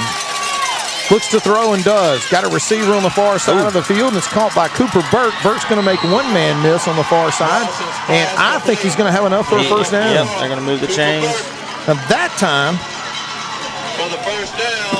Morrison had enough time to set his feet, Daniel, and put a little zip on that ball and did. He did, and pretty good footwork by Burke on the sideline, far sideline. Able to shake a couple tacklers and pick up enough for the first down. Gain of 11 on the play. Morrison in the gun, and nope. Calling both sides. 1 for 1. First down and 10. Ball at the Eagle 47-yard line. Morrison looks to run, and he does. Nice Cooper. play that time by Cooper Russell. Comes up from his linebacker spot with a big lick on Morrison. And he'll gain a yard, so it's going to be 2nd and 9. And that time you and we're sitting up in a press box. I don't get to see Cooper Russell up close and personal. I'll tell you what, he closed on that He one. did. I didn't even see where he came from, and all of a sudden he's there, and he closes that hole and puts a good lick on the quarterback. I don't know that tossing it, if he would have pitched it, it would have helped out at all because that was good coverage on that speed sweep by the Eagles Eagles. are learning to play the option every now and then. 2nd down and 9. Morrison will send one receiver to his left, one to his right. Good snap from center. Little flea flicker. I think the Eagles have this football. You cannot put the ball on the ground with Washita Christian, and they do. Eagles are going to take it away. That was an ill-designed play, ill-executed play, and the Eagles make them pay for it. Great job that time in the backfield. Yeah, so that was Cooper Thomas, the freshman who had the sack earlier, now comes up with the fumble recovery. So he's made his presence known. He rotates in and out at linebacker, and there he is, right place, right time. And a lot of times when you have players at the right place at the right time, it ain't by accident. Nah, he's also sees a lot of a fairly decent amount of action on the offensive side of the ball later in these games. First down and 10 for the Eagles at the Catholic High Point Capay 46-yard line. Luke Vadrine with two receivers to his left and one to his right. Jude Turner will join him in the shotgun. Good snap from center, gives this one to Jude. Jude's got some nice blocking inside, tough running inside. As again, the middle of that Catholic High Point Capay defense has been tough all night. But Jude will pick up 4 yards and set up a manageable 2nd and 6. That was a tough run by Jude there. 2nd and 7. 2nd and 7 for the Eagles at the Hornet 43-yard line. 2 receivers left, one right. One right's Voyon. Turner, Luke Vadrine in the shotgun. That is not the kind of snap you're looking for. Yeah. Luke's going to have to handle it. And he may have gotten back. No, he's going to lose a yard on the play. It's going to bring up 3rd down and 8. Yeah, we haven't seen too many bad snaps. That one wasn't. It's kind of hung in the air. Yeah, it did. It was high. And so when you're trying to run a quick read option, it just throws all the timing off right there. Gives the defense time to break through. 3 minutes and 20 seconds left to play in the 3rd quarter. Eagles lead 14-0. 3rd down and 8. Ball at their own 44-yard line. Vadrine in the shotgun. 2 receivers to his right, one to his left. Jude Turner joins him in the gun. Good snap from center. Gives this one to Jude. And Jude's going to reverse field. Now he's got some running room. And that's going to be more than enough for a community pharmacy first down. A nice job that time. Jude got into the hole. Daniel wasn't there. That wasn't there. Bounced it back outside. Found some running room. And it's more than enough to keep this drive alive. Yeah, great vision by Jude. I mean, just, when you're blocking to the left and the defense reads it and everybody goes over there, he's able to to kind of squeeze out and move back to the right for the gain big of 14 run. yards on the play. First down and 10 for the Eagles. At the Hornet 30. Vadrine in the shotgun. Leonard joins him in the gun. Gives this one inside to Macon. Macon's got a little bit of tough running inside. Took something and made something out of nothing. But he picks up 4 yards. And this is the time of the game when the Eagle running game can really start making some hay. Yeah, saddle the horse and ride. Gain of 3. This third so quarter it's going to be second down and 7. This third quarter is also flying by. Oh, yeah, 2 minutes left to play in the third quarter. Ball at the Hornet 28-yard line. Luke will break the huddle with 2 receivers left. 2 running backs with him in the backfield. Imagine we'll probably see a dose of the ground game. And that's exactly what we'll see. Leonard's going to have to bounce this one immediately. Nice cut upfield and a nice tough run that time by the senior running back, Macon Leonard, as he finds the seam inside and hits it. All right, so we're third and what, 5? It looks like. Looks like it. So it's going to be a gain of 2. I'm gonna say this: 3 points is big right here. Hey, I'd love to see it. We just don't see it that often. We don't see it that often, but it's there, and we've talked about, at some point we could use it. It would help out. Oh, it'd be a 3-score game. Yeah. Is exactly what it'd be. 3rd and 5. Luke Vadrine in the shotgun. 2 running backs with him in the gun. 2 receivers to his left. High snap from center is handled. Luke's going to run it himself. He needed 5, and I don't know if he got it. It's going to be 4th and short, and our kicker is nowhere to be found. It looks like the Eagles are going to go here. 4th and 2.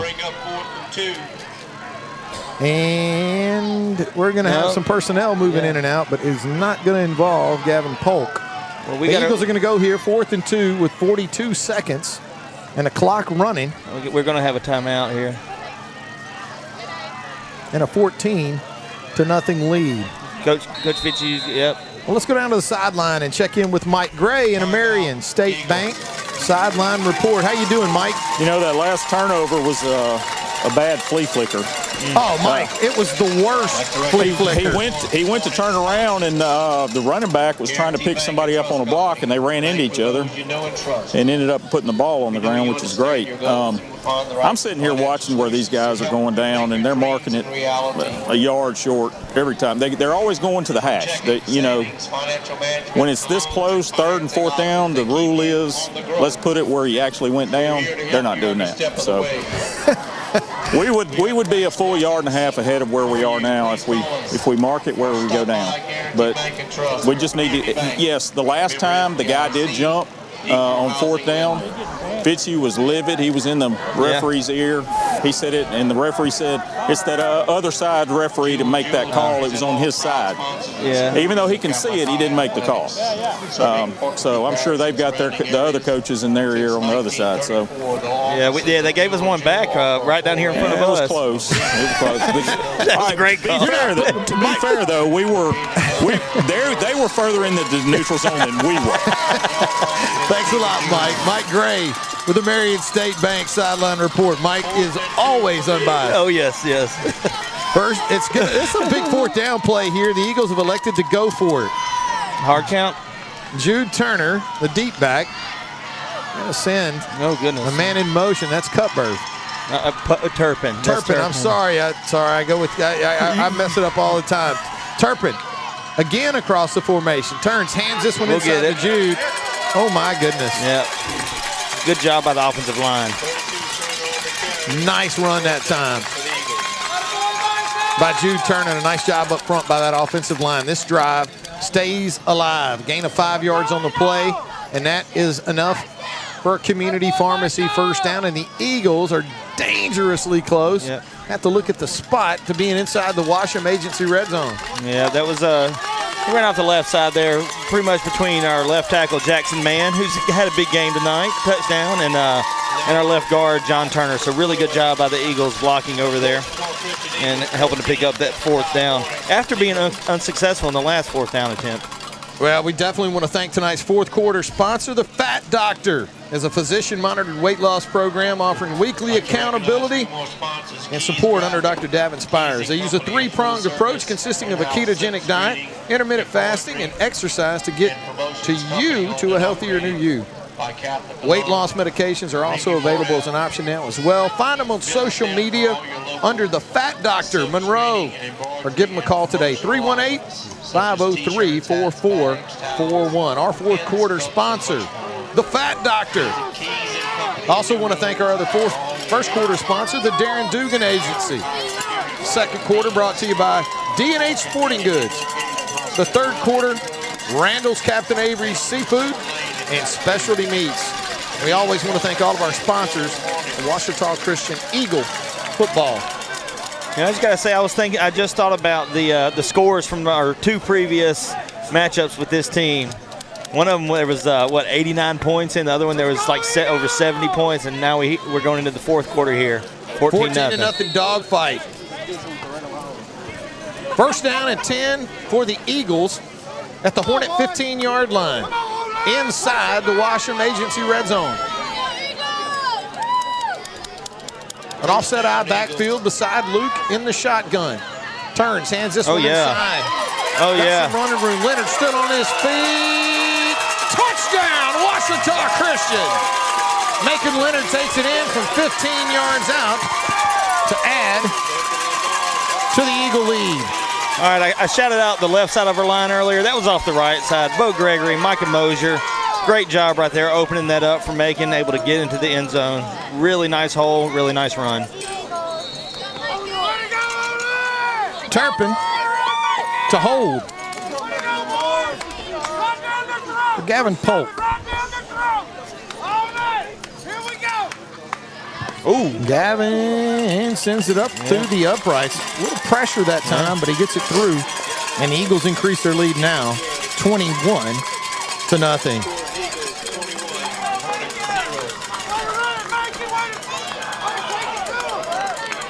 Daniel, I'm not going to call anything early ever, but I will tell you this. The way this Hornet offense has been sputtering, a 21-point deficit is going to be real difficult to come back from. Yeah, the Eagles defense, it's not happening. It would have to be mistakes, turnovers, and enough time for those things to happen. We've seen it before. Oh, yeah. But like you said, at this rate, 3 scores is an awful lot to ask of a team against this defense with 12 minutes, just under 12 minutes to go. 11 minutes and 53 seconds left to play in the game. Polk will tee this one up at the 40-yard line.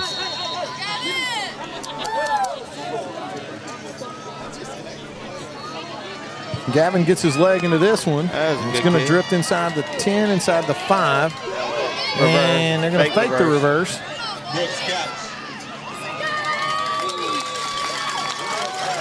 And Caps return it across the 20-yard line. I want to thank Campbell and House Attorneys at Law. All of our timeouts are brought to you by the fine folks at Campbell and House Attorneys at Law. Don't get played. Call Wade. Call Wade. You never get played. I want to thank the fine folks at Campbell and House. They sponsor all of our timeouts. Ouachita Christian Eagle football. And I just got to say, where we're sitting right here, I mean, pretty close confines to the Eagle sideline. You get to hear a lot and see a lot. It's pretty neat. Oh, good coverage by the Eagles. And that time, Morrison is going to do the smart thing and live to fight another day. Good coverage downfield by the Eagles secondary. Morrison had to unload that one and did, so it's going to bring up second down and 10 for Catholic High Point Capay. Football at their own 25-yard line. Clock stops with the incompletion. 11 minutes and 38 seconds left to play in the ball game. Eagles lead 21-0.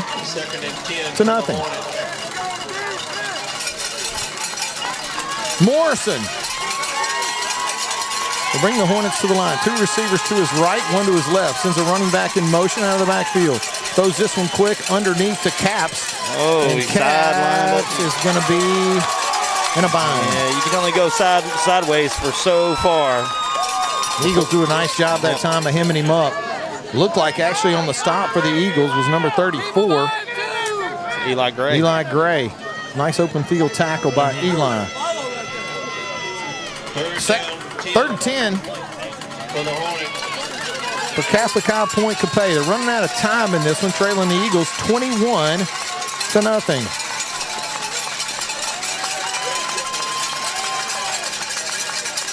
Morrison is in the shotgun. One running back joins him in the gun. Two receivers left, one right. Good snap from center. Pump fake. Morrison looks to throw. Oh, yeah, Traxler. Nice play that time by Hunter Traxler. It's going to be a loss of 4 yards on the play. Traxler was tracking him down. It looked like he might unload that football, but he didn't. So now we're going to have the second punt of the night. Daniel, you're starting to see these Hornets kind of slowly moving around. Definitely. Not a whole lot of pep in their step. I think that's Hunter Traxler's second sack of the night, but the Hornets try to double move there, kind of a pump fake, and there's just not enough time with this Eagle defense playing the way it is, getting in the backfield. Patrick Turpin on to return this punt. And he's going to try to field this one and go. Oh, Turpin does. Really tough return that time by Turpin. I'll tell you what, Daniel. Patrick Turpin will go up in there to get a punt. Yes, he will. Valuable yards on the job he's done this year. All year, he's done a great job. The punt covered 22 yards, 7 yards on the return, and the Eagles with an opportunity here already deep in Hornet territory. First down and 10 at the Hornet 35-yard line. Eagles looking for some insurance points here. Score here. Let's put it out of reach. Yep. 9:59 left to play in the football game. Eagles lead 21-0. Vadrine in the shotgun.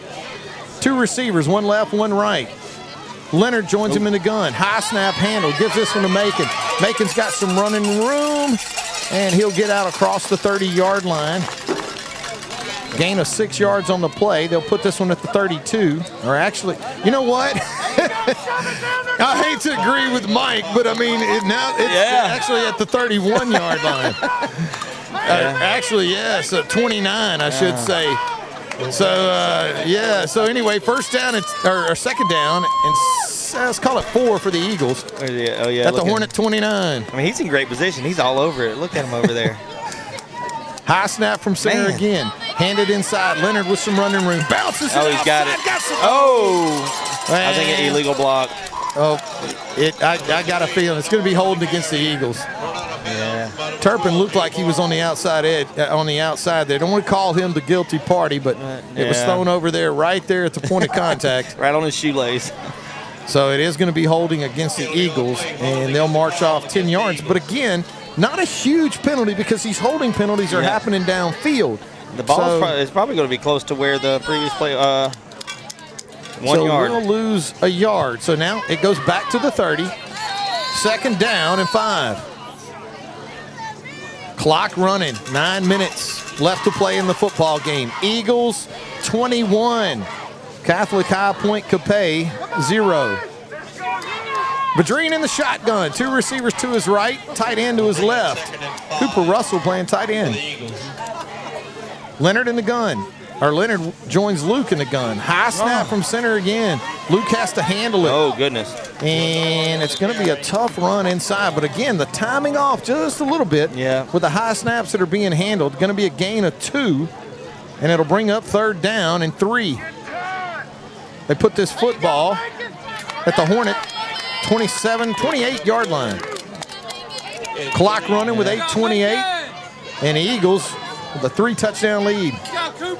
Looks like we're going with 2 tight ends right here. Yep. Ridge Coates on this side, Cooper Russell on the other. 2 tight ends and 2 receivers. We hadn't really looked for them tonight.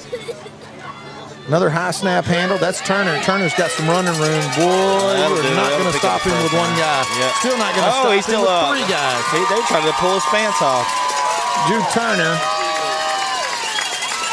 with a really powerful run that time. Does a great job protecting the ball when you get in there. Just kind of that that mosh pit. He holds onto the ball well and keeps driving those legs. Gain of 14 yards on the play. They'll spot this football at the 14.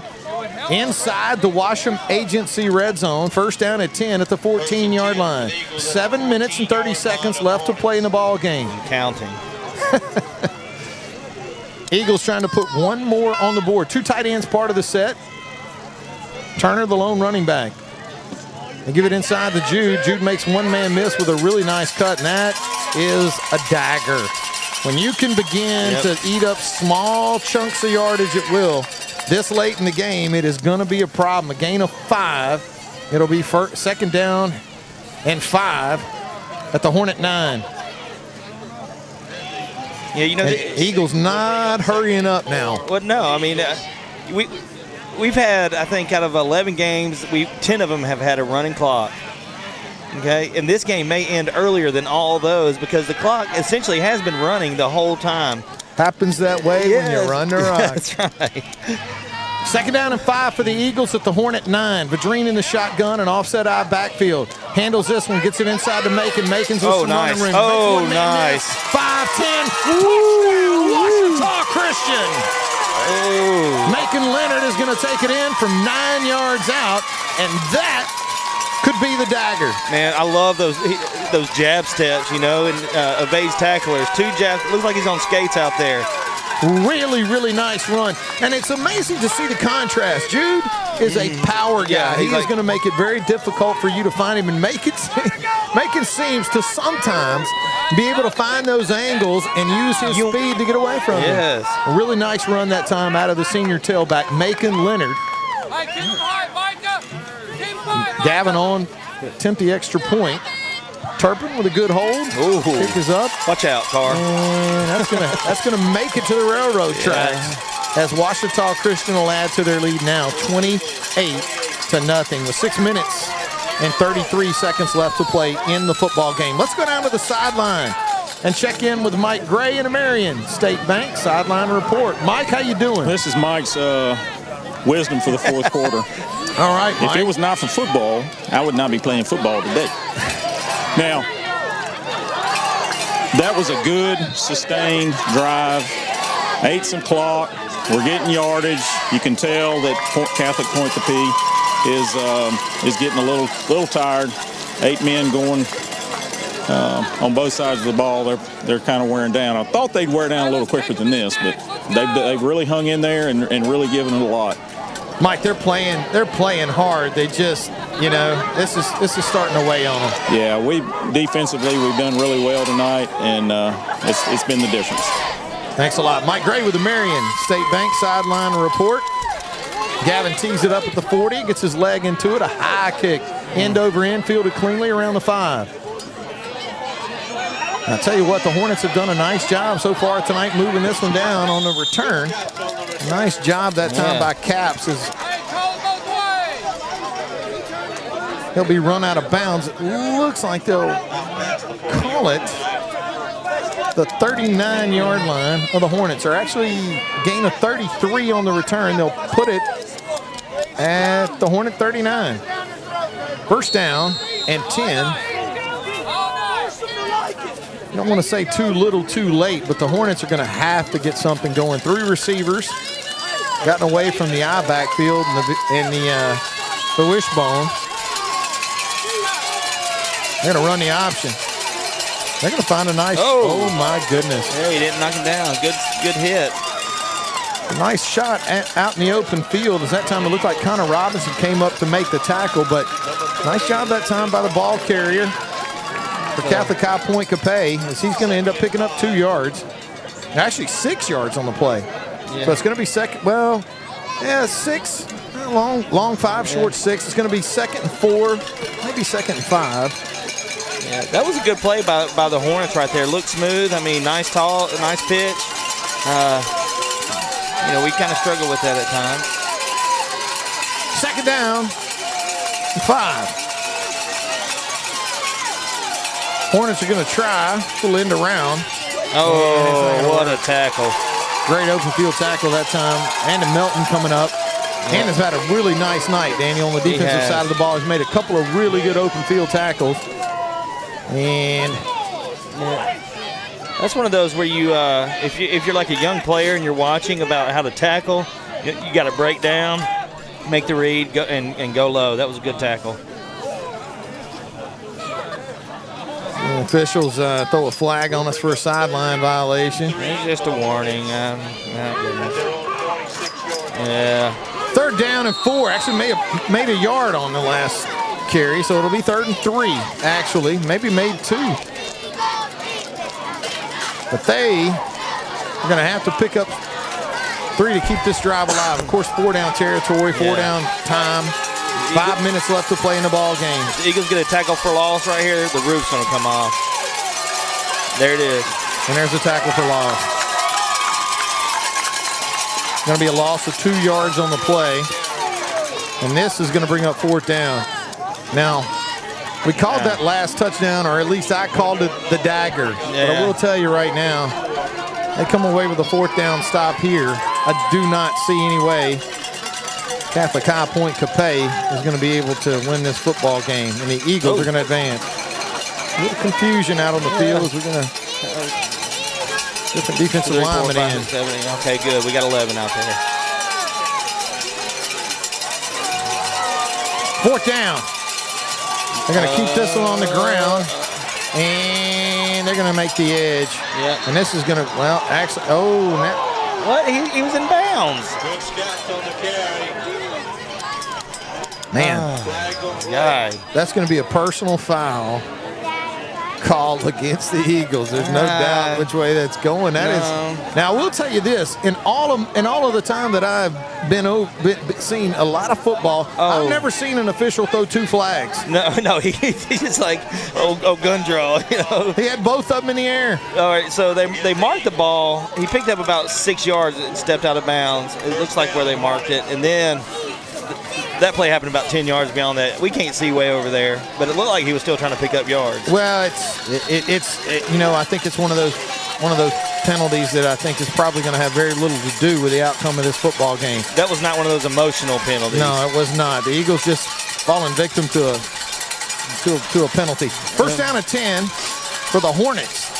They are on the wrong side of a 4-minute clock. And a 28-0 deficit. 32-yard line of the Eagles. And they look to throw. Oh! And that's not going to work out. The Eagle defense is stingy, brother. No flags. Cooper Thomas again. Cooper Thomas has been finding his way around the Hornet backfield. And again, he does. Loss of 12 yards on the play. Clock running with 3 minutes and 50 seconds left to play. 2nd down and a bundle. 22.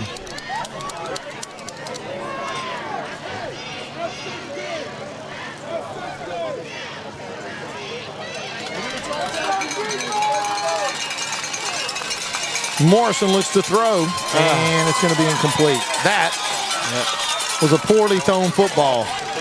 And that time Morrison did have time, and he was able to set his feet and just delivered that one right at the feet of his receiver. That was Brooks Capps on the tunnel screen, and seeing ghost, wasn't able to get it to him. Yeah, when you take a hit like that last one, you know, you want to kind of get rid of the ball as quick as possible, kind of short arms it there.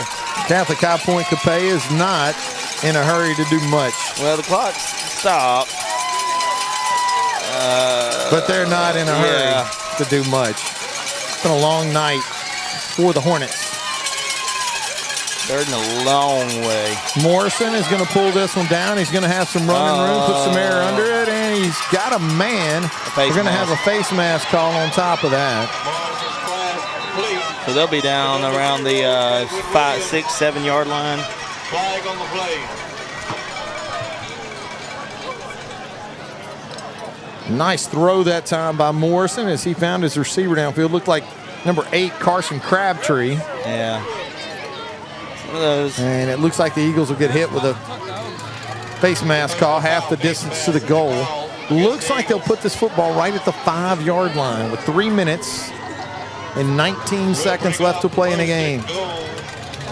For the Hornets. At the Eagles. I'm looking at Donnie's going to say the 8, and that's what it is. So it's going to be 1st and goal for Catholic High, Point Capay at the Eagle 8-yard line. Eagles have not allowed a touchdown Coach tonight. Bentley and Fitzy are coaching like it's the first play of the game over there. Morrison under center. Run the toss. And they're going to call a touchdown. Yep. Touchdown, Hornets. Parker Jewell the carry. No penalties. No penalties. But that'll put 6 points on the board. 2 minutes and 58 seconds left to play in the ball game. Parker Jewell will take it in for Catholic High Point Capay. And it looks like the Hornets are not going to kick. They'll actually go for the 2-point conversion. Why not?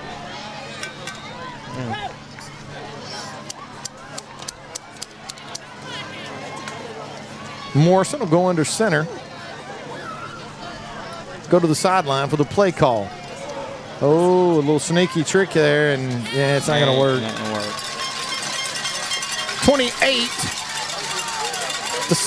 All right, the Eagles just need to recover an onside kick here. Let's go down to the sideline, check in with Mike Gray and Marion State Bank sideline report. Mike, what's up? We were talking about the penalties. I think that we've had, 180 yards of penalties or something, and I think that 90% of the Catholics' first downs have come off penalties. The only penalties me and Coach Mosier can remember is a few false starts on their side. It's been pretty rough on that end, but we're on the right side of the scoreboard, so. Mike, you ever seen an official throw 2 flags? I've never seen that. It was interesting. He had 2 in his pocket. They both went up. Yeah. Well, he was double ready. There you go. He wanted to make sure he didn't locked and loaded. Something to help him. I don't know. Hey, wait. Thanks a lot, Mike. Mike Gray with the Marion State Bank sideline report. 2 minutes and 58 seconds left to play in the football game. Ouachita Christian 28, Catholic High Point Capay 6. Eagles are ready for the onside kick. Number 17, Tristan Raymond, stand at the 20. And they're going to kick it over his head, but Tristan will get back there. Oh, goodness. And he does. Oh, he's got to get Got a little upfield. running room. Tristan Raymond, this won't be his first kick return. Oh. Lost the football. Oh. And the Hornets recover. We got penalty markers all over the field. Probably going to be illegal procedure against the Hornets. Yeah.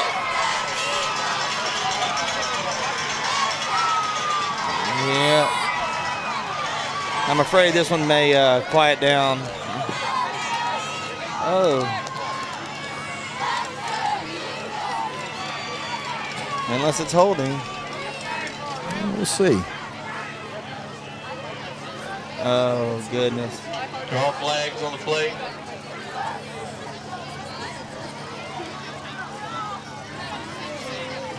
It's a long conversation if the Hornets were offsides.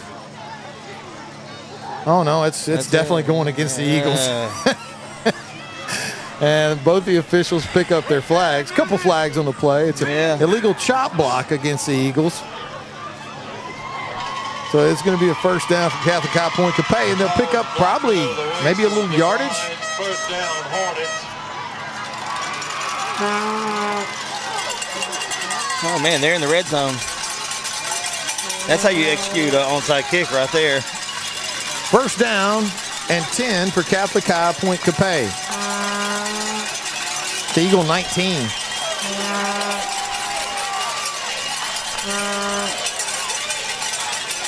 Yeah, the Hornets are going to have a tough time that time as they go with Jewell. Looks like he may have made a yard. Actually did. Maybe 2. So it'll be second down and 8 at the 17. Clock running with 2:29 left to play in the football game. do want to note that James McGee is over here on the sideline, sitting down, suffered a gruesome injury earlier in the season, so good to see him on crutches. He's been in a wheelchair up until this past week. Absolutely. Eagles take a quick timeout. More sponsors, Luba Workman's Comp. You got any scores? Yeah, so the last one I looked at halftime, it went to halftime. Covenant Christian was up 33-13 on Central Catholic. So looks like the old road trip, right? Yeah, right.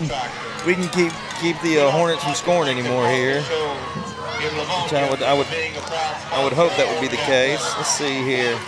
Vermilion Catholic looks like they're going to move on. Riverside's going to move on. Ascension Catholic's going to move on. And then, 33-13, Covenant Christians ahead of Central Catholic. How about our friends of Monroe? Well, Southern Labs extended their lead 24-7 against the Warriors. Let's check out this West Monroe game. That's the other one I want to see. West Monroe and the Ruston game. Neville's up on Covington 41-13. Ruston's extended their lead 28-14 over Zachary. And West Monroe's up 20-9 on Mandeville. Second down and 8.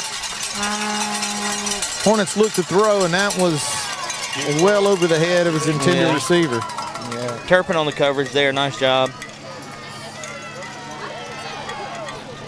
Not a well-thrown ball that time by Morrison. It's going to bring up third down and 8. The 16-yard line of the Eagles.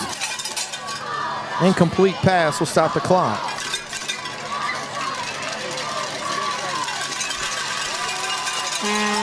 Morrison.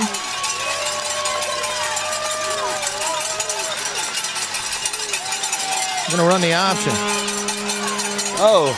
Pitches this one out to Micah Nipple. And he'll be run out of bounds. And I don't know, Daniel. Yeah, I think he may have maybe no. Yes, Cooper Russell came from the middle linebacker position, ranged all the way to the sideline. Cooper Russell's got some wheels on him too, and he may have made a yard. But it's going to be 4th and 4.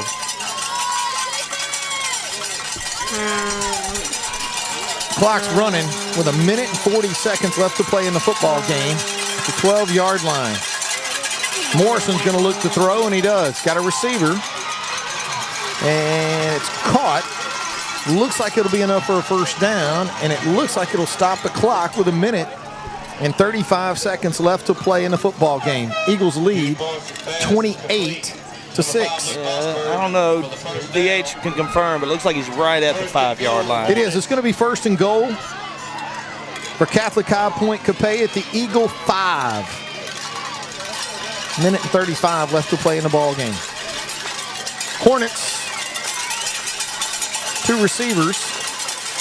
Looks like they're going to run the sneak. That ain't going nowhere. And that is going to be a problem. The clock's going to run, too, with that one. Maybe a gain. Donnie says he picked up 2. Put him at the 4. Second and goal at the Eagle 4-yard line. Clock running. 1 minute and 10 left to play.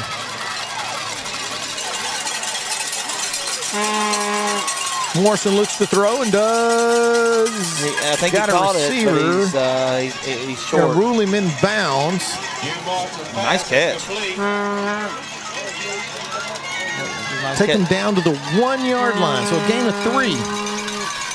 So it'll be third and goal at the 1. Clock stops with the completion. Out of bounds.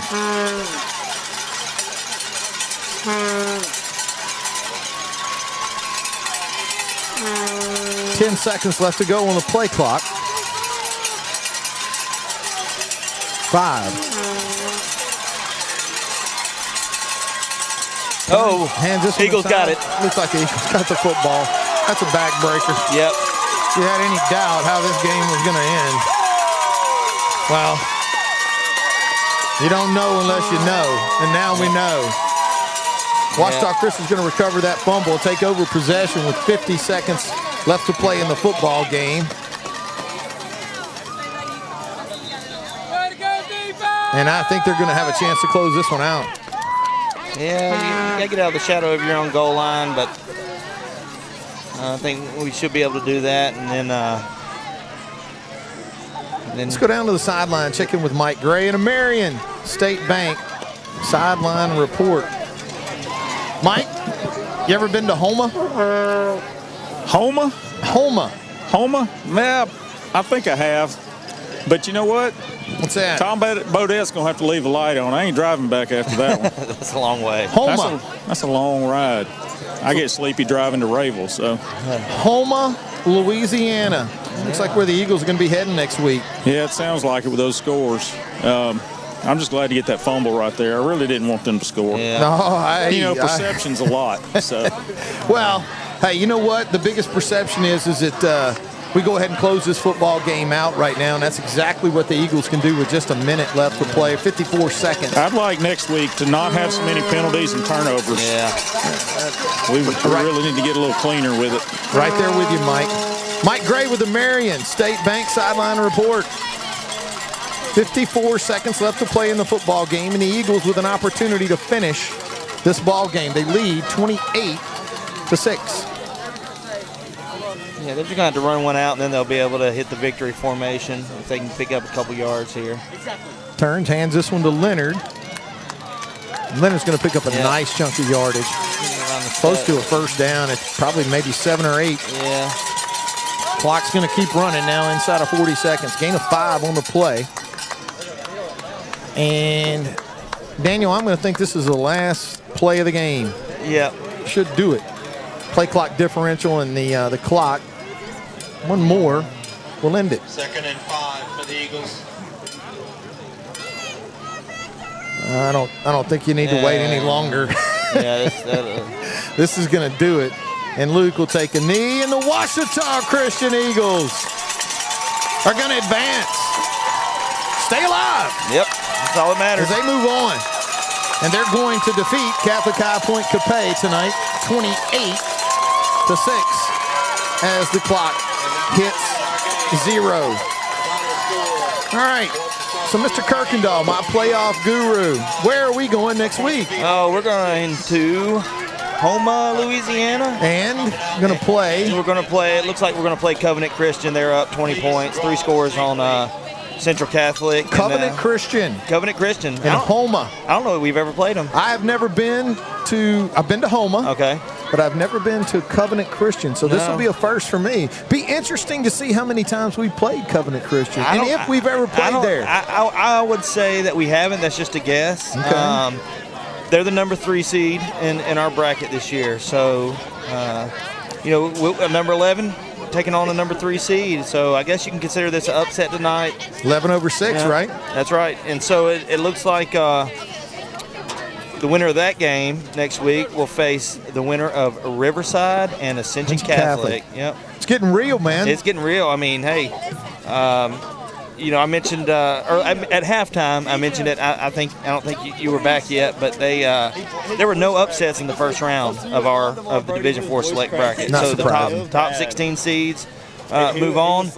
This week though, it's going to be a little bit different. Southern Lab 13 seed. No, you just had 11 beat 6. Yep, 11 beat 6, and I don't know how many more there are going to be, but there's going to be a few of them. There's going to be a few of them around the state tonight, so everything's starting to shake out. But hey, now there's going to be 8. Well, we are going to have to vacate the premises here, and we're going to have to do it in a hurry. So we're going to sign off.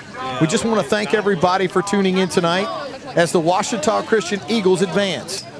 They defeat Catholic High Point Capay tonight in New Roads, Louisiana, 28-6. And we'll be making the trip to Homa, Louisiana next week as the Eagles will make the trip over to take on Covenant Christian in the quarterfinals.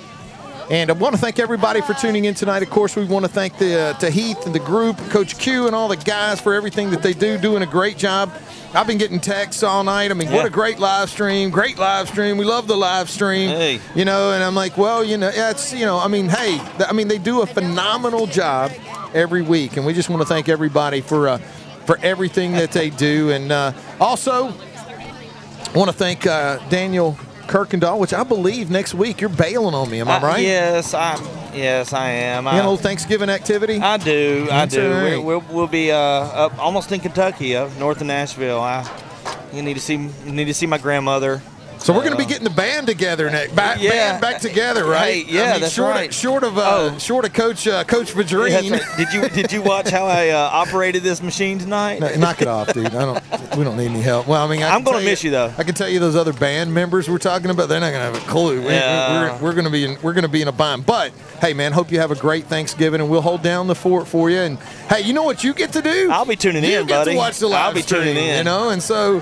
It'll be great, but yeah, it looks like Dr. Saul Graves and myself are going to bring you next week's game, and look forward to it as the Eagles make the trip to Houma. I want to thank Donnie Haley for bringing us all the numbers. Of course, Mike Gray down on the field, our man on the field with the Marion State Sideline Report, and Daniel Kirkendall, as always, up here by my side. I want to thank everybody for tuning in tonight. You've been listening to Ouachita Christian Eagle Football on the Ouachita Christian Sports Network.